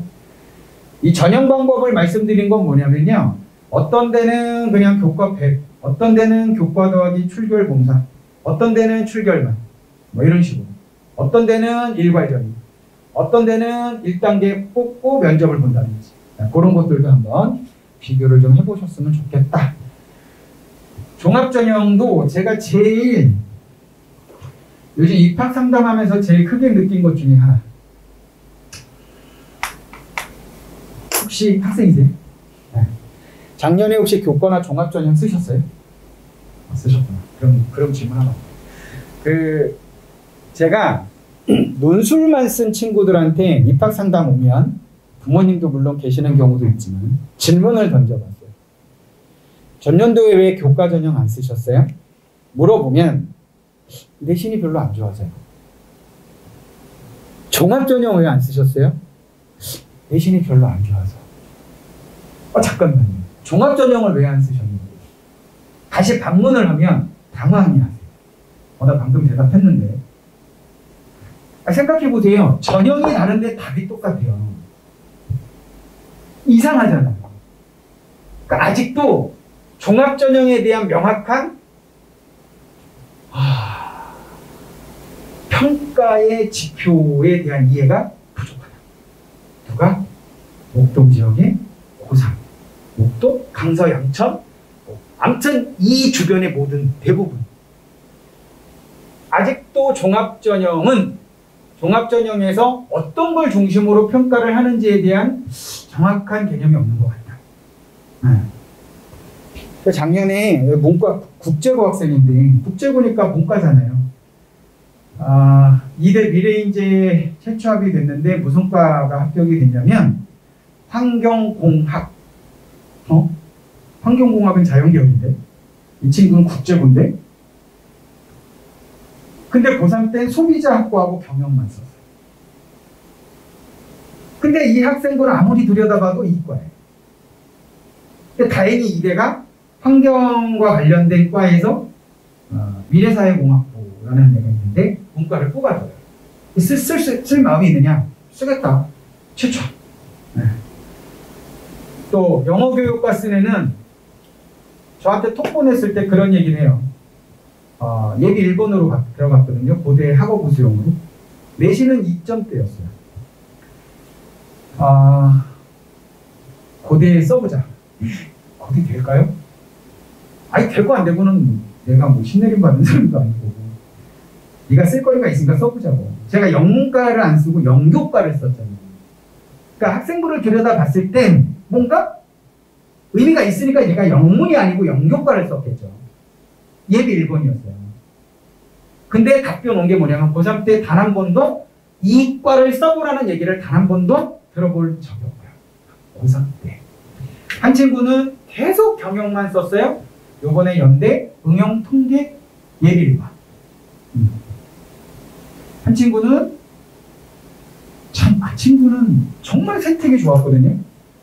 고3 때 원광대, 한의대 1단계 통과. 대구 한의대 불합. 여기 단계별 전형이 아니었고 재수를 했는데 원광대 1단계 안 됐고 대구 한의대 최초. 이렇게 됐어요. 학생부 똑같은데. 학생부 종합. 이거는 만약에 이제 학생이 들어오게 되면 종합 전형에 대한 부분은 제가 다 감당을 할 거예요. 저희 재원생 전체. 그리고 수시 상담은 담임 선생님들이 당연히 기본적으로 하실 거고요. 그 다음에 이 부분 이런 경우 지금 다 말씀드렸고요. 지원학과 아까 그 미래사회공학부 얘기했던 뭐 그런 내용들이고 뭐 이런 것들도 굉장히 중요한 판단 요소가 될 것이다 라는 게 제 생각이고 요거는 적합성 부분을 검토할 때의 유의사항이에요. 제가 아이들 학생부를 볼 때의 순서예요. 이게 코로나가 아니었으면 이 순서가 아니었어요. 전체적인 스토리가 어떻게 구성이 되는지가 더 중요해요. 근데 작년부터 세특이 되게 중요해졌어요. 자, 우리 그냥 다 속 시원하게 표현하시자고요. 블라인드 얘기하잖아요. 서류평가 때도. 정작 입학처에서는요, 이게 어떤 학교인지 진짜 모를까요? 아무리 동그라미 예술상 뭐 이렇게 해도 알아요. 누적된 데이터가 있는데. 어쨌든 이런 흐름들. 그러니까 이런 것들을 종합적으로. 그래서 학업 역량, 전공 적합성, 발전 가능성, 인성 이 4개의 평가 지표를 놓고 이 학생부 안에서 요거는 학업 역량과 관련된 부분에서 의미가 있다. 그런 요소들을 이제 파헤쳐내는 거죠. 단순히 내신의 문제는 아니라는 거예요. 그런 핵심적인 내용. 이게 이제 한 이해예요. 제가 오늘 입시 설명회가 아니지만 이걸 이제 넣어드렸는데 요 가로친 거 보세요. 이게 등급이거든요. 이 친구. 화원이 4등급이고 여기 보시면 2등급 요거 2개밖에 없어요. 지금. 물리밖에. 얼핏 보면 등급이 되게 안 좋잖아요. 심지어 5등급도 있는데 생투가. 이거 한의대 거예요. 근데 표준 편차를 보면 아까 말씀드렸죠. 표준 편차가 20 이상이 안 보이잖아요. 그러니까 여기는 편차가 이렇게 작다는 얘기잖아요. 그러니까 괜찮은 애들이 몰려있다는 얘기예요. 그래서 상위 학생들이 많이 분포되어 있어 경쟁자가 많은 학습 환경이라고 판단하는 거예요. 그러니까 내신 자체가 아니라 성취도. 아까 말씀드렸죠? 원점수에서 평균을 빼고 편차로 나누는 거예요. 그 성취도가 이렇게 가면 갈수록 높아지더라. 왜냐하면 학교마다 평균이 다를 수밖에 없잖아요. 아니 A 학생이 A 고등학교 원점수 90인데 2등급일 수 있고 90인데 1등급일 수 있다는 얘기잖아요. 그죠? 그러니까 집단성이라고 하는 거를 무시해버리면 그럼 뭐 시골로 다 전학 가야죠. 그런 상대적 평가 뭐 그런 겁니다. 이게 다 전공 적합성에서의 포인트, 그 다음에 발전 가능성에서의 포인트, 학업 기반이라는 것이 굉장히 중요해졌다라는 거. 그 다음에 인성에 대한 거. 봉사활동 전체 시간의 21%를 제외한 모든 시간이 다 개인시설 봉사활동이다. 예전에 서울대 의대를 간 친구는 여름방학 때 지방의 소록도 거기 가서 한 30몇 시간 의료봉사를 하고 가요. 그 친구는 일반고인데 그리고 내신도 괜찮았고 그런 부분들. 이거는 제가 그냥 학교별로 그냥 정리해 본 건데요. 그만큼 각 대학이 평가 지표를 어떤 식으로 평가를 하고 그리고 실제로 어떤 아이들이 여기 보면 전공적 합성 임무는 연대는 서울대보다 넓게 해석하는 것 같다. 이런 표현들이라든지. 이런 거는 책에 안 나와 있는 내용이니까. 그죠? 그다음에 자연은 학업 연관성 굉장히 중요하게 본다. 추학, 연대, 상위학과 많고 하위과는 상대적으로 없다. 그러니까 딴 데로 도망갈 수 있는 애가 없다라는 거죠. 그런 부분들이고. 연대는 이 지금 요게 제가 활동 우수형 이렇게 해놨잖아요. 활동 우수형의 일반고 합격 비율이 66% 정도. 문과는, 이과는 87% 뭐 이런 거. 그런 것들도 이 자료들은 다 담임 선생님들한테 같이 공유를 해드릴 거고, 이거 학교별로 쫙 이렇게 해놓은 겁니다. 그러니까 이런 것도 이거 어느 학교 건데 이 동아리 안에서 내가 지원하고자 하는 어떤 학과가 있다면 뭐 그런 쪽과 매칭이 될 수 있는 그런 부분들이 혹시 있는지도 한번 고려해 볼 만한 상황이다. 자연계열도 마찬가지고. 자, 저는 올해 이 논술의 변수가 가장 큰 계열은 자연계열인 것 같아요. 수학 출제 범위 때문에. 어떤 학교는 공통 더하기 미적, 끊고 공통 더하기 기하, 중택 이런 학교도 있어요. 근데 어떤 학교는 그냥 고1 때 배웠던 수학, 수원, 수투, 확통, 미적, 기하 출제 범위를 그냥 이렇게 써놓은 학교도 있어요. 그래서 이 부분은 좀 모의 논술을 보고 확인을 해볼 필요가 있을 것 같습니다. 참고로 사관학교는 선택이랍니다. 저번에 저희 공사 설명회 때 담당자분한테 여쭤봤더니 선택으로 간답니다. 이렇게 논술은 조금 이거는요 작년에 안 했는데 올해 해야 되나? 이 부분은 고려하지 않으셨으면 좋겠어요. 할 수 있는 한 최대한 준비를 해줬으면 좋겠다라는 생각입니다. 올해 같은 경우는 정시에서 무슨 일이 벌어질지 모르겠다라는 게 전제. 근데 여기는 평점이 아니잖아요. 수시는 등급이니까 수능 최저가. 그래서 본인이 목표하는 대학보다 조금 더 높게 갈 수 있는 방법은 다른 거 없어요. 수시예요. 이따 나가시다가 혹시 궁금하시면 저희 그 데스크 중앙에 놓여있는 엘리베이터 바로 앞에 이렇게 서 있으면 양쪽 유리창 벽에 뭔가 이렇게 막 합격 이렇게 붙어 있어요.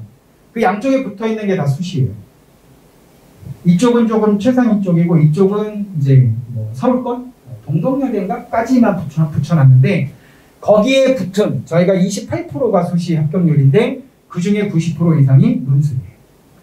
근데 그 중에 90% 이상이 전년도의 논술을 꾸준하게 했느냐? 그렇지 않아요. 그렇지 않습니다. 참고로 보시면 될 것 같고요.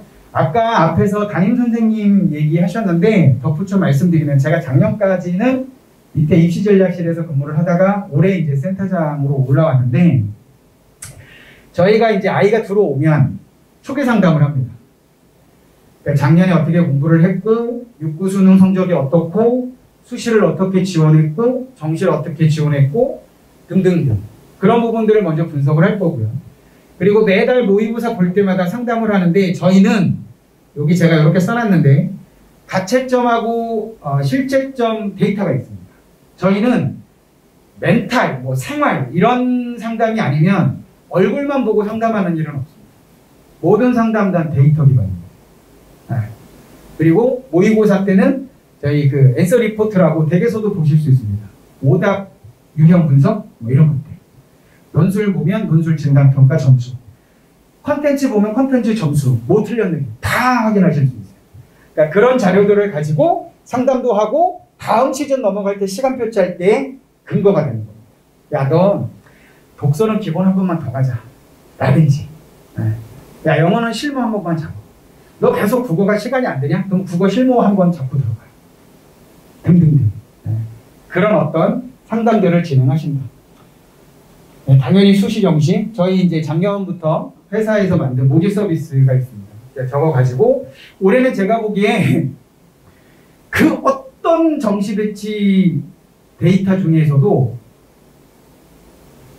모의 지원 서비스로 진행되는 것만큼 중요한 게 없는 것 같아요. 이해되시죠? 문과는요, 아까 인문계에 계셨지만 문과가 올해 제일 안타까운 게 뭐냐면 문과 애들이 문과 애들끼리만 경쟁하는 것도 힘들어 죽겠는데 이과 애들이 이쪽으로 넘어올 가능성도 있다. 그 이유는 3월 기준으로 봤을 때 예를 들어서 표준 점수가 400이다. 그러면 이과는 예를 들어서 상위 누적이 한 5% 정도 뜬다고 가정하고 실제로 그렇습니다. 연구소에서 넘어온 자료니까 이렇게 떠요. 여기 상위 누적이 한 2%대가 뜨고요. 여기 5%대가 떠요. 400이었어요. 그럼 여기서 예를 들어서 건대 전기전지를 가고 시립대 통계를 갈 수 있고 경희대에 만약에 화공을 한다. 여기 수원이고 여기를 가겠느냐 아니면 자연계열은 아니지만 저기가 성대 교육학이 잡히거든요. 네. 그러니까 작년에 서강대 환산 점수로 자연계열 학생이 513점 정도가 나왔는데 거의 대부분 오르비나 저희 모지 서비스나 대부분 지원 가능 점수가 한 520점 정도로 깔렸다. 그러니까 이과를 지원할 수가 없는 거예요. 자연계열은. 그래서 문과 쪽으로 넘어갔어요. 왜냐하면 이 친구는 나군에 조금 공격적으로 상향을 쓰고 싶어 했어요. 근데 다군에 갖춰놓을 수 있는 건 중대밖에 없었거든요. 그럼 너 서강대 만약에 인문 쪽으로 갔어? 그리고 중대 됐어? 중대 간호를 썼단 말이야. 창의 ICT를 못 썼으니까. 그 붙으면 어디 갈래? 서강대 가면 돼. 그래서 서강대를 인문 쪽으로 바꿔서 합격을 시킨 거예요. 그런 조짐들이 올해는 더 있지 않을까? 최상위권은 별로 없을 것 같아요. 약대 때. 약대가 들어오면서 1700명 정도를 뽑으니까 걔네들 숫자만큼 밑에 공학계열 영향을 받을 수 있을 것 같아요. 그러니까 예를 들어서 전년도에 중대 공과대나 자연과학이 상위 누적 5%가 합격이 나왔다면 올해는 6%도 가능할 것이다. 그 비율만큼. 네. 그렇게 이해하시면 될 것 같아요. 네. 네, 그래서 저는 여기 이 회사에 지금 12년째 근무를 하고 있는데, 저도 뭐, 여기 아까 원장님도 얘기하셨지만, 처음에 오자마자 입시 잘 모르는데, 2010년에 들어왔을 때, 수시 뭐 상담하고, 정시 상담하고, 수업하고, 특강하고, 질의응답하고, 일주일에 2번 특강해야 되고, 일주일에 2번 질의응답 받고, 수업 일주일에 한 20에서 24타임 하고, 거기다 반개념이었고 1, 2, 3, 4, 5, 6 막 이렇게 수업을 하니까 애들하고 만날 수 있는 시간은 저녁 때밖에 없는 거고. 근데 일주일에 2번은 또 질의응답, 일주일에 2번은 특강이니까 4년 내내 합쳐서 제가 일요일날 쉬면 채 30일이 안 되는 것 같아요. 그러니까 굉장히 피로 누적도가 세죠. 근데 4년 전에 전략실이 생길 때 제가 이제 경무실장을 하고 있었는데 반영을 안 하니까 그래서 야 개강이 됐는데 나 왜 이러고 앉아있냐 뭐 이런 느낌이. 맨날 애들 와서 막 상담하고 해야 되는 거예요. 수업 준비하고 막 이래야 되는 거예요. 그러니까 이제 업무가 그렇게 딱 나눠지면서 몰입도가 굉장히 세지는 거죠. 네. 그래서 아마도 솔직히 말씀드리면 어느 학원이 설명회를 하는데 저희 학원은 좀 이런 부분이 문제인 것 같아요. 그런 학원이 어딨어요. 잘하는 부분을 막 드러내는 건 누구나 다를 거예요. 참고로 말씀드리면 저희 애는 서문여고를 나왔는데 친구들은 다 강남 대치 뭐 이쪽으로 가서 재수를 했단 말이에요. 반수를 하거나. 작년에 6월 달에 반수할 때 저희 애는 여기 와서 했었거든요. 제가 의치서 담임을 하고 있는데 저희 반 애들이 여기 선생님들 아까 원장님도 수업을 하셨으니까 아니 만족도가 이렇게 좋은데 뭐 하려고 제가. 그리고 저희 애는 문과에서 이과로 바꿨기 때문에 국어 수업을 안 잡아도 됐었거든요. 고3 때 항상 1등급이었으니까. 근데 절로 가면 국어 수업을 또 들어야 되는 거잖아요. 그러니까 저희 애는 수학하고 탐구만 잡았어요, 수업을. 심지어 어떤 선생님이 월요일날 지구과학 수업을 똑같은 걸 목요일도 하셨거든요. 그 2개 같이 들으라고 했어요. 생명은 대학교 1학년 때 했었으니까. 그러니까 전략적으로 집중화시킬 수 있는 부분? 그것 때문에 여기 와서. 그냥 무조건 의대만 쓰겠다고 고집을 해서 국어일, 영어일, 지구과학일, 생명이 여기까지 떴는데 수학이 3이 떠서 그래서 지원이 좀 힘들어지긴 했어요. 그래서 아쉬웠는지 올해 다시 하는데 저도 그런 경험이 있으니 이 멘트로 마무리를 할게요. 저는 특히 반수 쪽. 지금 6월이니까. 제일 걱정이 많으신 게 뭐냐면, 야, 다른 애들은 1월부터 와서 공부를 했는데, 우리 애는 6월 달에 와서 5개월밖에 안 남았는데, 이 시간 공부해서 정말 될까?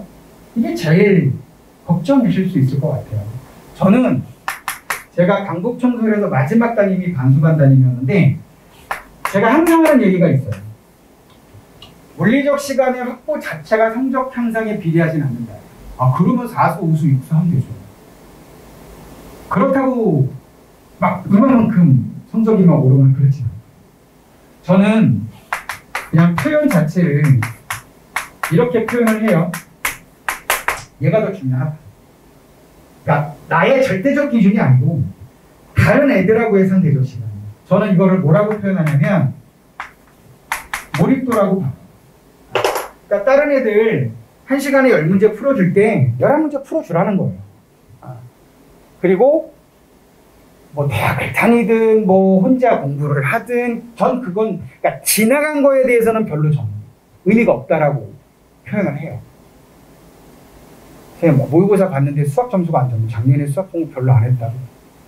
알아, 여기 성적표에 있어. 굳이 네가 얘기 안 해도 네가 수학 공부를 정말 잘하고 열심히 했으면 이 성적 받았겠냐고. 그리고 작년에 그럼 대학을 갔어야지. 또는 네 목표 대학을 갔어야지. 그런 얘기는 하지 마, 나한테. 의미 없어. 그러면 작년에 수학 공부 안 했으니까 올해도 안 할 거야? 그럼 반수 뭐 하려고? 뭐 이런 거잖아요. 그러니까 그런 거에 너무 이전에 뭐 애가 영어가 약한데 그러니까 성적표에 있으니까 다 알죠. 그러면 영어가 약한 걸 어떻게 해결을 해 갈 것이냐가 관건인 거잖아요.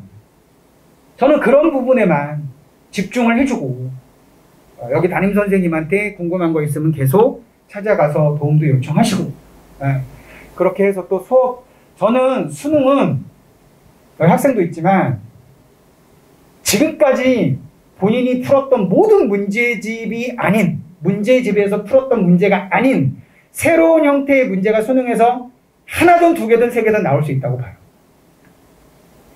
근데 요즘 애들이 혹시 아실지 모르겠지만 되게 심약해요. 가다가 뭐 새로운 게 나오면 애들 잘 쓰는 이제 고유어가 되어버렸어요. 멘붕, 멘탈이다. 아니 왜 그러냐고요. 넘기면 되고 내가 할 수 있는 건 최대한 풀어주면 되는 거죠. 넘기라고 그랬더니 딱 넘겨놓고 어떤 애들은요 넘겼는데 얘가 안 읽혀지더라고요. 이 넘긴 것 때문에. 그래서 제가 오죽하면 여기 N수생들한테 그랬어요. N수생이 다른 표현을 안 했어요. 야, 니네가 만약에 문제 풀다가 막히면 야, 최종학력이 고졸인 나도 어려운 문제를 최종학력이 중졸인 애들은 이거 어떻게 풀어? 그리고 넘기라고 했어요. 심리적으로 내가 이겨야죠. 상대적 평가인데. 그러니까 이 부분을 염두에 두시고 그런 의지 또는 내가 올해 수능을 봐서 어쨌든 내가 목표로 하는 것들을 좀 이뤄내겠다라는 어떤 다짐을 하고 딱 들어오는 순간 그 아이의 모든 것들은 다 놔주시면 돼요. 누구한테? 담임 선생님. 수업하는 선생님들한테. 그렇게 해서 좀 뭐 결과를 잘 만들어내야 되겠죠. 네, 오늘 여기까지 하겠습니다. 긴 시간 고생 많으셨고요. 궁금한 거 있으시면 데스크에 있을 테니까 또 물어볼 거 있으시면 답변해 드리도록 하겠습니다. 고생하셨습니다. 여기까지입니다.